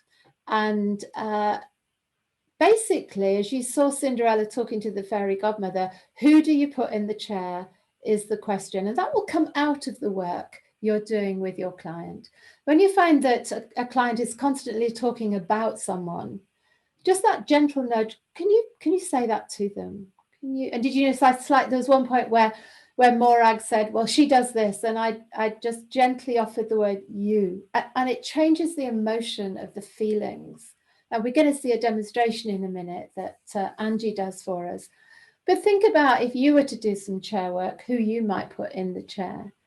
It could be a child. It could be your own teenage self, your own wounded self, that part of you that you're so down on or don't know very well or love very much. It could be a figure from your family, from your school. Unfinished business is the thing to hold in your mind. What are the things I've never said? What are the words I've never expressed to anybody except in my darkest moment to myself? And that amazing time in the counselling room where the client feels safe enough with us to bring those things out. And I say to them, you know, it's about you now. This is about you. So let's get it out. Just bring it on. Bring it out. And let's see what's there. Can we be safe enough? Can we be the emotional holding so that the client knows there's no judgment, and it can be so freeing. It could be a system. It could be a workplace. It could be a whole set of people. people from any kind of community you've been part of. I know I work with people who've been wounded in churches and taking the church into the chair, or the minister, the vicar, or it could be the school, a teacher that really hurt you. It could be any system, any person, any part of you. Now, basically, the system, the way it goes, you don't actually have a literal chair all the time. You might not have one in your room, but you might use a symbol, a cushion or something. In the example we're going to show you now, Angie we do use a chair, but when Morag did it with the fairy godmother, it was just in her imagination. You just talk to the other person. It's talking to that is the critical thing. So there's 2 stages potentially. Use with caution. What do I want to say to you? And then what would you say back to me? I remember doing that bit of work when I did some chair work to do with my dad, who was very angry. And I poured out my feelings towards him. It was massively important for me to do because I was really scared of working with anger. And it was a very critical element of my journey to be freed up as a counsellor, to allow clients to work with their anger. But then when I swapped chairs and I looked back at Pauline from my dad's place, I began to connect with him, feeling massively out of his depth with my sister and me. You know, a pit miner who left school at 12 to go down the mines, a mining family, who'd gone in the army, who'd been through the war, constantly in desperate need financially. We were incredibly poor. And I began to get in touch with that and that his own lack of emotional language. And then I went back again and we kind of dialogued in my imagination. And it was hugely important. It wasn't easy, but it was necessary to find out what's there, what we've hidden. Remember the bits of ourselves that we split off, the bits of ourselves that we don't want to face are often the most important.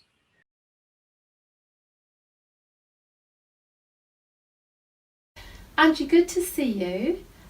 We've been talking about different messages that go around in your head. How's the week been? Have you thought any more about this?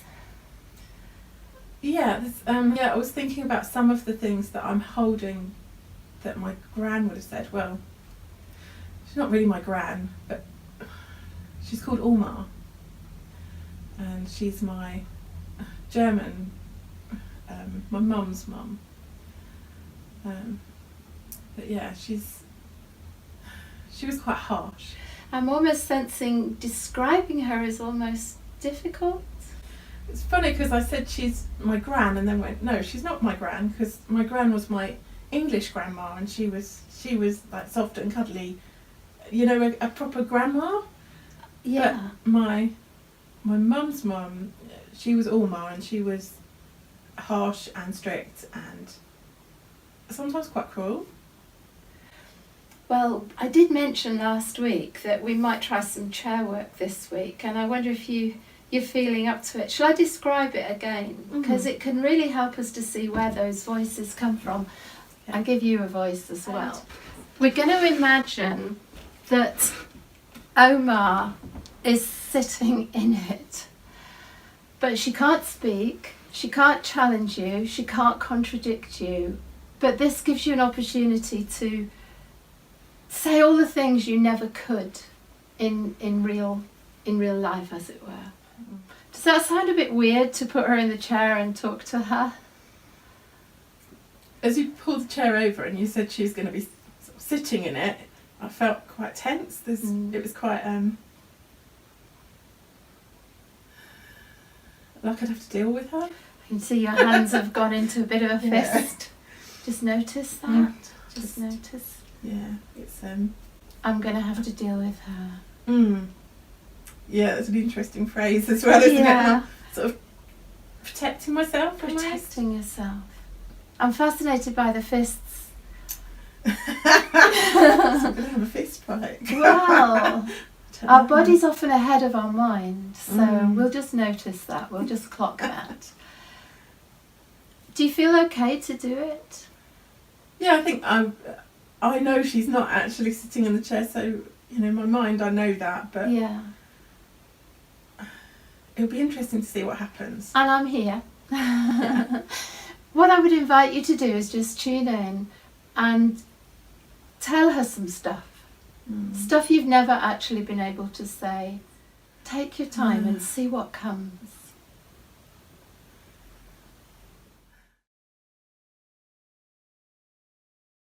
It's really hard. Where do I start?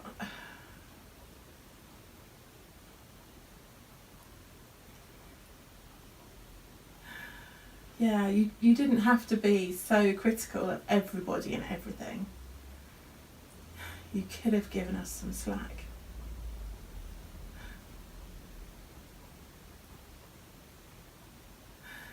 I sort of want to talk to her, but then I'm like, I don't know.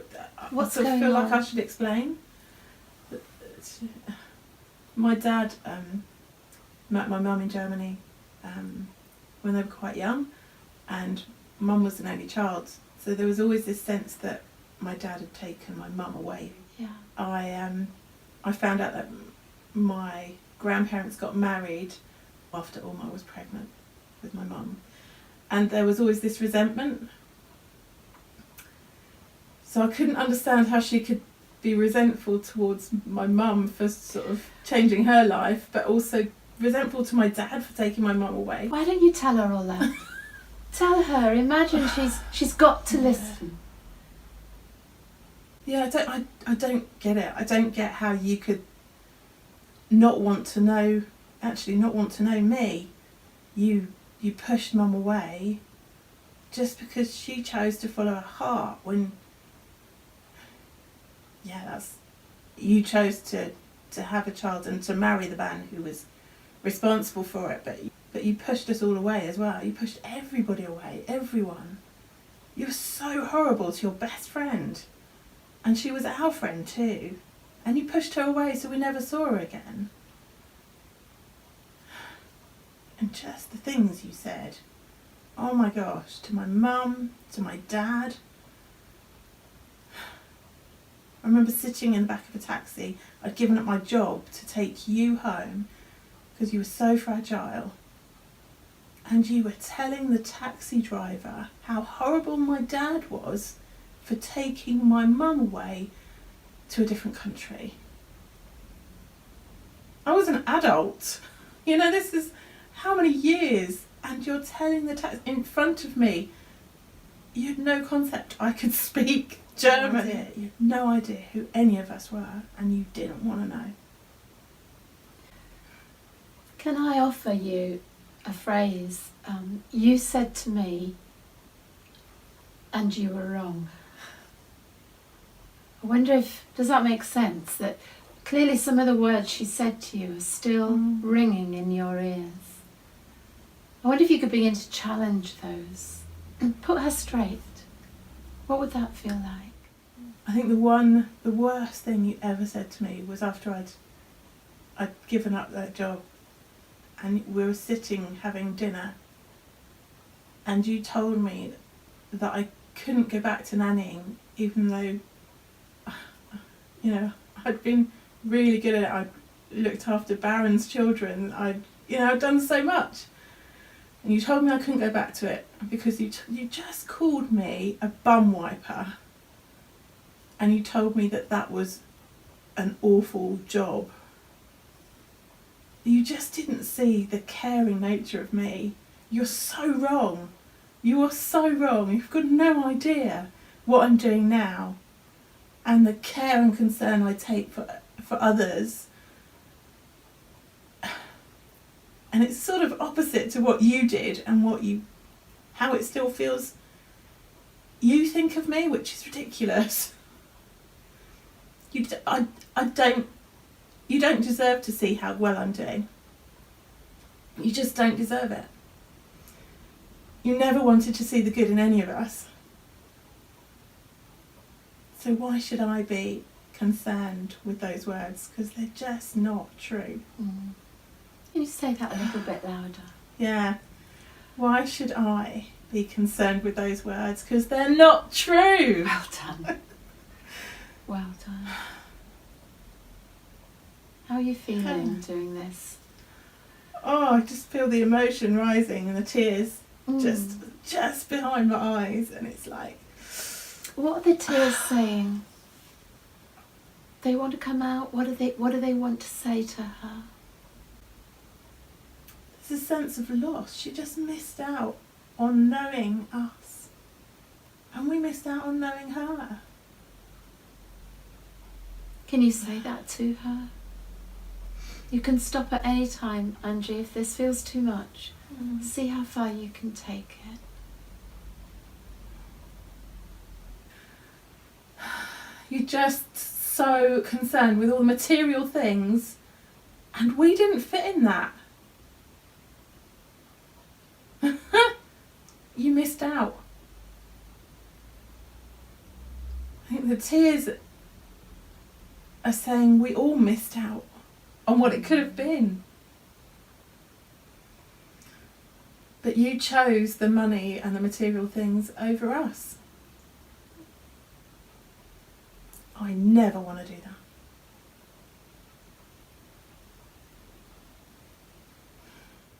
It's really interesting looking at the chair. There's lots of bars, and it is almost like she's, she put herself in a jail and she couldn't come out, and she chose to stay there, but she put herself in. But I don't have to enter into it. It's not my responsibility. I'm allowed to be out of the jail. I don't have to listen to it anymore. Angie, you're doing so well at this. Thank you so much. Thank you. There's another aspect to chair work, and this might sound a bit weird, but I'm going to ask you whether you might be able to sit where Omar sits and be her talking back to Angie. I've been aware that it sounds like you've got a sense of her and some of the things she struggled with. And I know you've talked about your own sadness about her. Could we try with you sitting there, being her? I know as you said it, I sort of went, oh no.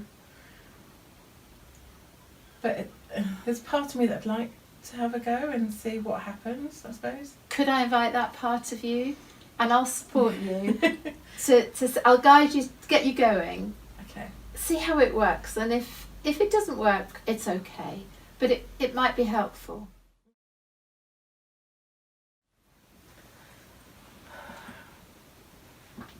You don't understand. How could you? My life was so hard. I had to do everything, absolutely everything. I had to marry that man. I couldn't just have a baby out of wedlock. I had to get married to him. I didn't want to marry him. I wanted to carry on with my career. But there was no choice.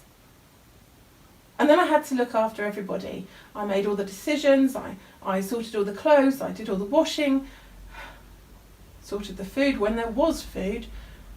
You just don't understand. I did everything I had to do. I kept everyone clean and tidy. And then when we did have money, I could buy some nice things. There were some nice things for me. Yeah, your mother chose to go and leave us and be with your dad. That was her choice. Angie's puzzled why you were so hard on her. What do you think as you look at her? You had it so easy.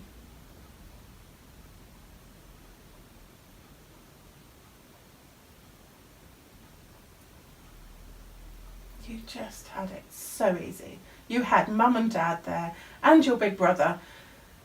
I had to tell everybody exactly what it was like and what they should do. That's what I did. I had to do that. You don't understand. Just take a moment and be Angie and respond to that. She thinks you don't understand. Can I invite... You never gave us an opportunity to understand. You didn't know us. You didn't want to know us. You just wanted to control us.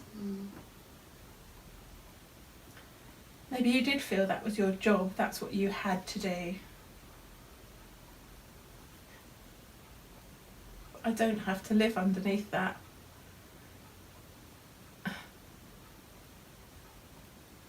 I don't belong there. That's not my truth. I don't live where you do.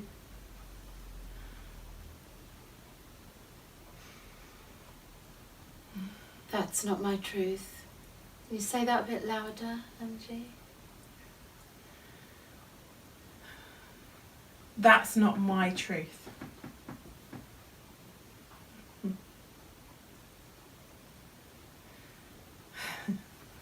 That's not my truth. I don't live in that place. I want to know the people and the person. I'm just a finery. I didn't want your money. I didn't want your possessions. Actually, I haven't even got one of yours.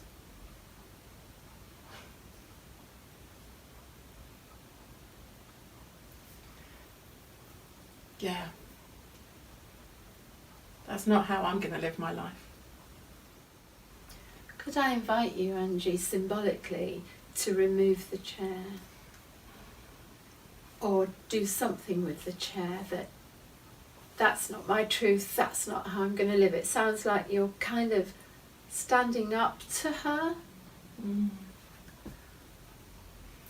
Yeah, she can live in her own jail.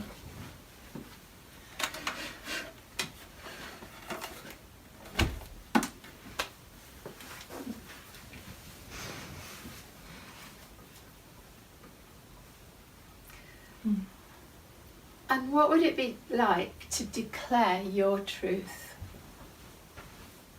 about you?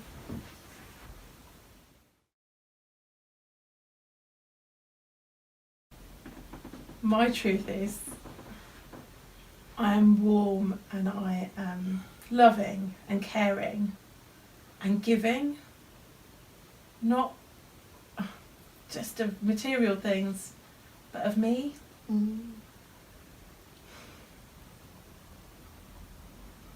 Yeah.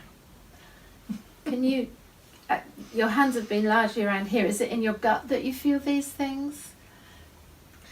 Or your heart, or? No, it feels like it's a gut knowledge. It's that it had to go deeper than heart somehow. I've got to hold on to this truth that, yeah, she doesn't she doesn't deserve to own any words there, because she didn't know me.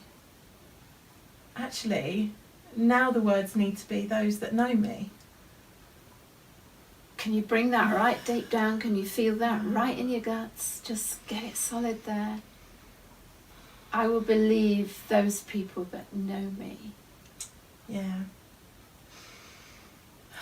But I'm just breathing it in. This, You I take will it believe. I will believe those people that know me.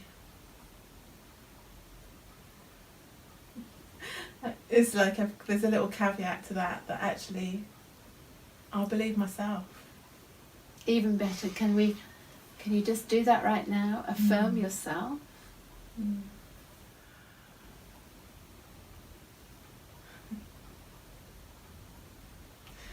I believe in me and my truths.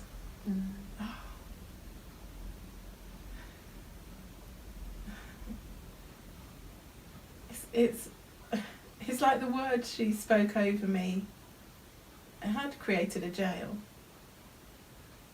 And it's almost like it was unlocking a key, being allowed to tell her what I thought Oh, How can you sum up how you feel having done that piece of work? I think I was explaining about it being unlocked, about Yeah, a new yeah. place, a a new place, understanding, a new understanding. a new gut knowledge of me. Yeah, I don't have to hold on to those words because they just weren't true. And I knew that in my head, but I hadn't actually taken it on board. So yeah. And sometimes we need to just physically get it in our guts as well. yeah, You've done so well, Angie. Thank you so very much. Did it feel a bit weird, but you seem to get on with it quite well once you got going? it's just the invitation to be her to be Alma was a bit strange. That felt a bit odd, but actually sitting in the chair, I could feel I changed my body position. I was and changed into her almost in an odd way. I suppose all things that I've known, maybe somewhere in the back of my mind, but never spoken out. Yeah.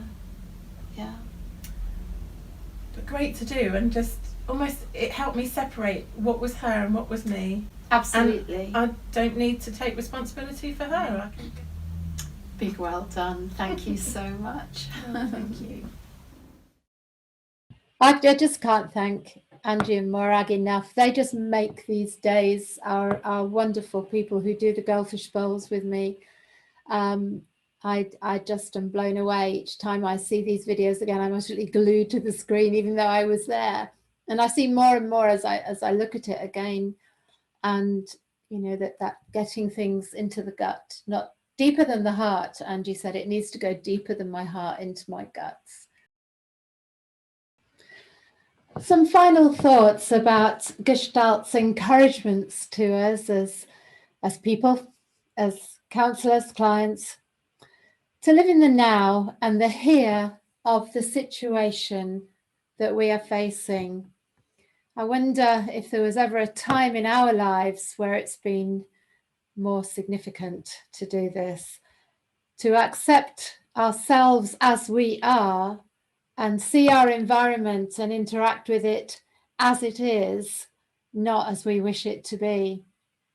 This video is being delivered at the time of the COVID-19 lockdowns in Essex. Here we've just gone into another tier, another level of isolation. And I think is never in my lifetime have we as a world experienced an enemy that was the plague, if you like, of COVID. And I think we've all been faced with ourselves and how we deal with or don't deal with what is going on. And then so much fear around, so much increasing anger around is deeply unsettling for all of us. And I'm sure many of you are working with clients and also working on your own stuff, that there's a sense of powerlessness in so many of us. So how can Gestalt speak into that? Living in the now, the here and the now of the immediate situation is one of the biggest challenges I've ever felt in my life. And Gestalt tells me to be kind to yourself, accept yourself as you are. Know that parts of you will find this terribly difficult, and other parts of you will rise up and find a challenge that you can meet. Finding the online courses has been extraordinary for us in the middle of this crazy world. And Gestalt says, find what you can that's positive, but accept yourself with the struggle. Be honest with yourself. Go back to the polarities. On the one hand, and on the other hand, accept that you will have different feelings almost every day that changes how you're feeling and how you're coping. Express yourself in terms of what you want, think, and feel, rather than manipulating yourself and others through rationalizations, expectations, judgments, and distortions. I guess we could all do with a therapist right now. I don't know whether you're in your own therapy or not. Just pour out the feelings. And how unusual is it that as a client pours out their experience to us, we know almost exactly what they're going through because it's our journey as well. So all of these things, and Gestalt would say, be as honest as you can. Don't be hard on yourself because you're struggling with it. Don't be critical of yourself because you're feeling low and lonely and frustrated. It's okay. That's not all of you. There's a part of you that will put one foot in front of the other and get on with it. There's that part of you that is reaching out to other people and helping them. There's that part of you that's making masks, or that part of you that's checking on your neighbours, that part of you that's sitting with clients in their sorrow while you're dealing with your own. And Gestalt says, get real. It's okay. You can have different feelings about this. It is hard. One of the things that is easy to do is to write a story. I'm borrowing a bit from the wonderful Brene Brown now, the story I tell myself. And I'm also borrowing at the moment from Stephen Stosny's book, Living and Loving After Betrayal, where he describes 3 ways of being. One is an identity that's locked into suffering and pain. And this can be very hard to work with clients who are locked in suffering and pain. Hard to bring hope, hard to sit with them in the darkness of what they're going through. And at the moment, it's amplified and magnified. We know that.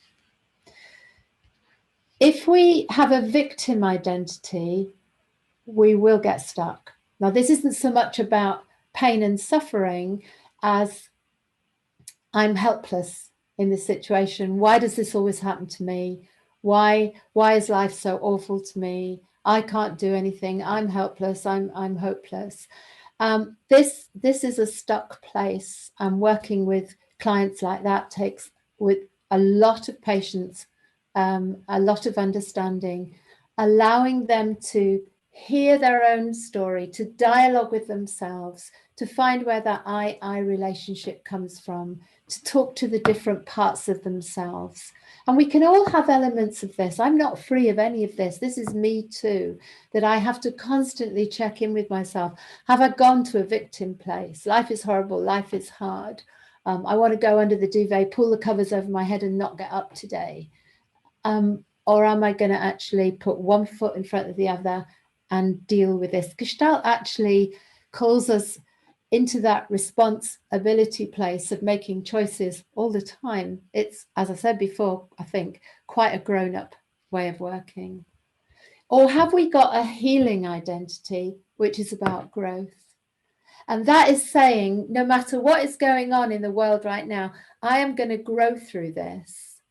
I am going to learn things about myself and about my reaction to a world that's gone crazy. I am going to actually step up and look at myself in this. What am I doing? What is it revealing to me about myself when I feel out of control?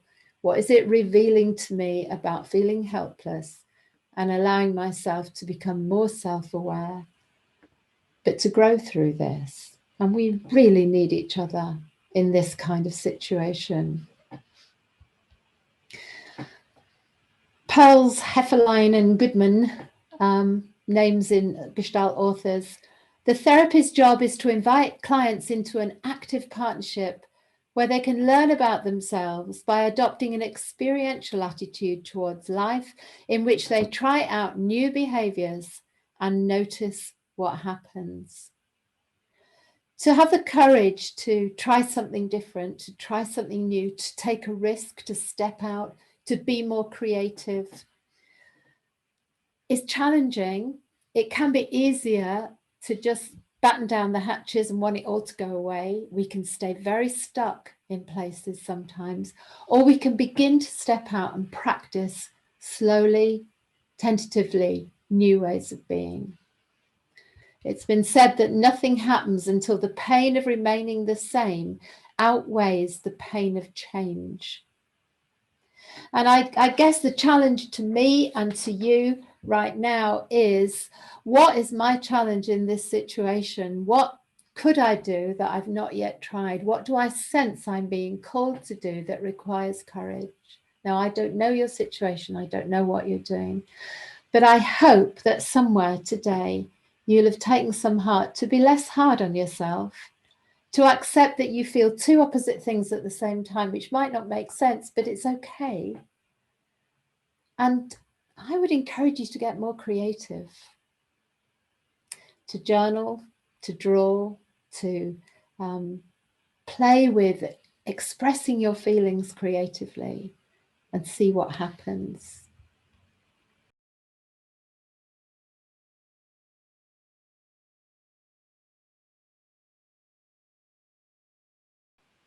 Someone was saying just that they felt quite emotional watching Angie. It was such a powerful piece, wasn't it? And just that sense of how, I guess, we deal with our own emotions when we're working at that level with the client. Any tips for us on that, Pauline? I often feel very emotional when clients are doing raw, honest work, and especially as Angie did. And that was, none of these things are rehearsed. I promise you, we just do them and we see what happens. So they're as real as could be, as real as a real counselling session. We're being honestly, the only thing is that obviously it's a little bit edited to save the time, to condense it to about 20 minutes. But when Angie, when I was watching it this time, and it's about the fourth, fifth time I've seen it, and I could feel the emotions rising in me when Angie declared her truth. And sometimes it's not just the empathic resonance to the client's pain, which is important that we contain. We don't want to be sobbing helplessly at the client's story. I mean, we hold that, we bracket off anything that's triggering our own stuff, another one of those bracketing things. But to be empathically connected to our client is hugely important. And to allow them to express the emotion, and also just feel it. And this is the embodiment of Gestalt, says, feel what you're feeling. And sometimes, of course, we pick up the feeling before the client does. It's like the suitcase, the client has brought suitcases into the room, and they've put down their grief and put down their anger and put down their fear. And guess who picks it up? That we feel it ahead of the client. And I think it's really important to work out, what am I feeling here? This isn't my anger. This isn't my fear. And it'd be interesting if the relationship is there, if the I-thou relationship is there, and we have a level of honesty with our client. I would say it's interesting that I've got this tremendous sense of sadness. And yet when you share with me, I don't know, are you feeling the sadness as well? Just to explore, to experiment. What is this I'm picking up in the room? So there's all kinds of ways of dealing with emotions, but I stay with them and I always honour them. I always acknowledge the tears. Have I answered it, Morag? Is there anything you would add? No, I think you have, and the acknowledgement is so important, isn't it? Because it's that being seen, isn't it? And often those things, particularly when we're children, we're not getting those things acknowledged and seen, and that's part of the healing, isn't it? Yes, absolutely. Yeah. Thank you. So if we were to think about this, Pauline, in terms of working online, how would you do chair work with a client on Zoom? And somebody said, would you bring in remotely, would you bring an empty chair person? Would you add them sort of digitally to the counselling room? Or what are your thoughts on that? I've never done that. I don't see a problem in the person just a bit like you did, Morag, as well, Cinderella, just being Cinderella and speaking to the fairy godmother. I noticed you close your eyes that time to make it so you can picture the person in your mind.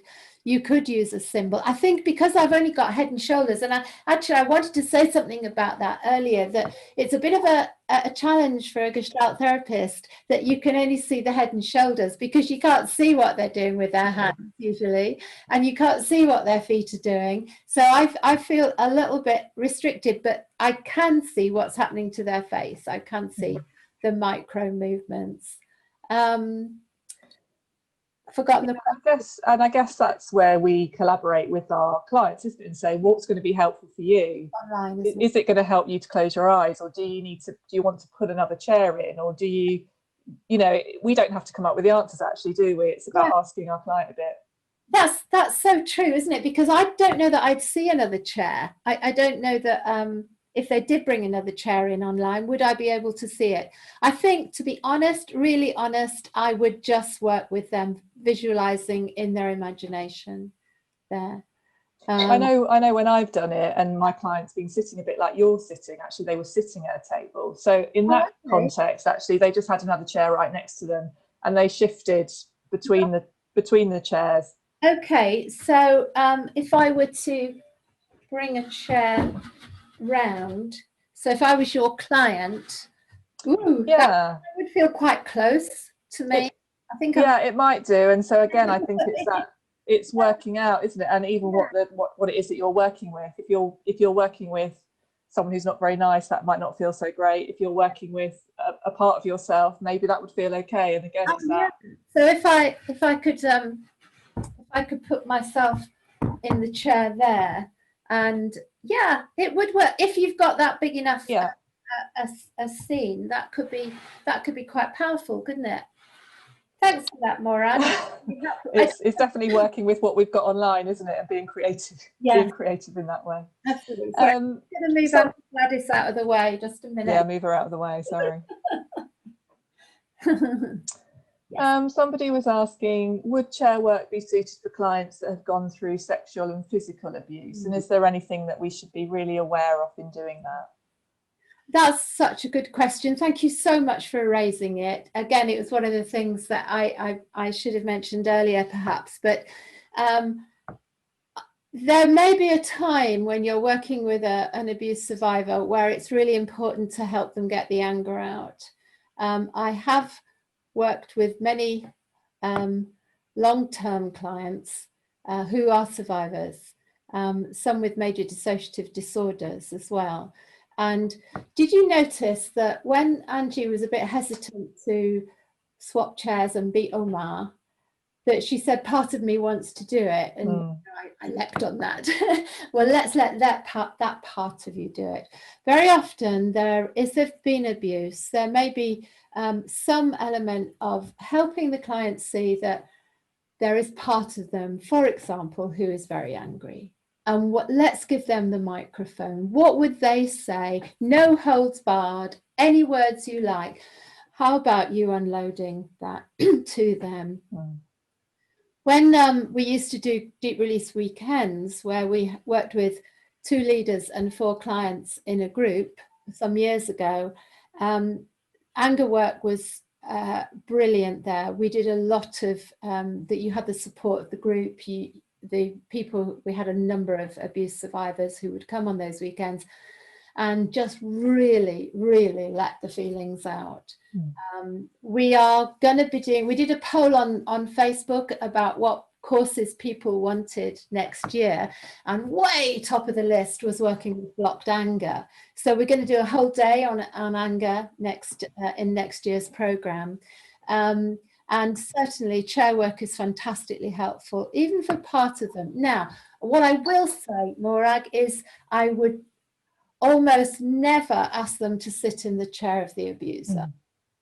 Interestingly, sometimes they kind of wonder about it in talking.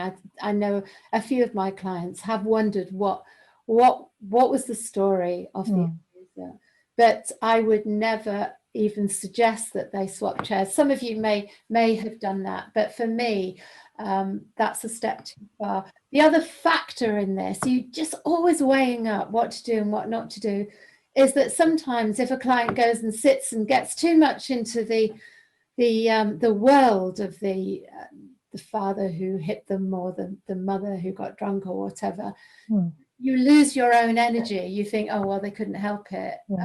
And you can sink into a kind of place of, well, maybe it was my fault, or maybe, I can't get mad with them because they were sick. Or do you know what I mean? Yeah. If you connected into their world. But the kind of thing that Angie demonstrated is perfect for swapping chairs. I swapped chairs with my dad. That was enormously helpful. But with abuse survivors, where there's been trauma, handle with care. But the whole thing about Gestalt is to, if you're go right back to the beginning, the figure and ground, where if that desolate, unhappy part of you steps back, how about the angry part stepping forward? and let them have a voice. Can be really powerful, but you will have built a solid, securely attached either relationship before doing any of this. And I think I would put a double caveat doing it online. Thank you. Yeah, that's really helpful. Somebody was just asking, if you're doing chair work, should it always be completed in the same session? Interestingly, what you saw with Angie is what I would call a Gestalt, that she actually worked through to a really empowered place. And that just happened. Again, I want to say this wasn't scripted in any way, that it just had a natural flow. And that, do you see it had the issue, the intervention, the facilitation, the reconciliation and the resolution all flowed. It did its own circle and its own cycle. But very often you just get a little taste of it. And sometimes the client is overwhelmed. I did say to Angie, if this gets too much, you can stop. And that's really important to say that all along. Just see how far you can go. See if you can go any deeper. See how far you can take it. It's one of my favourite interventions. And be monitoring to see what else is there. On the other hand, if they're really getting into it, just I did with you in the fairy tale, Morag, I allowed you quite a lot of deeper thought. And I loved the place you got to, with the gentle intervention, see if there's more, see if there's anything else, that you ended up quite strong at the end.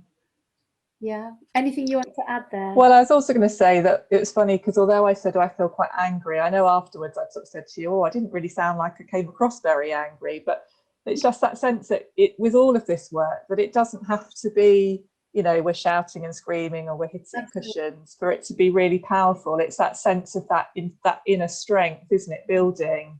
And I definitely experienced that too. That's helpful.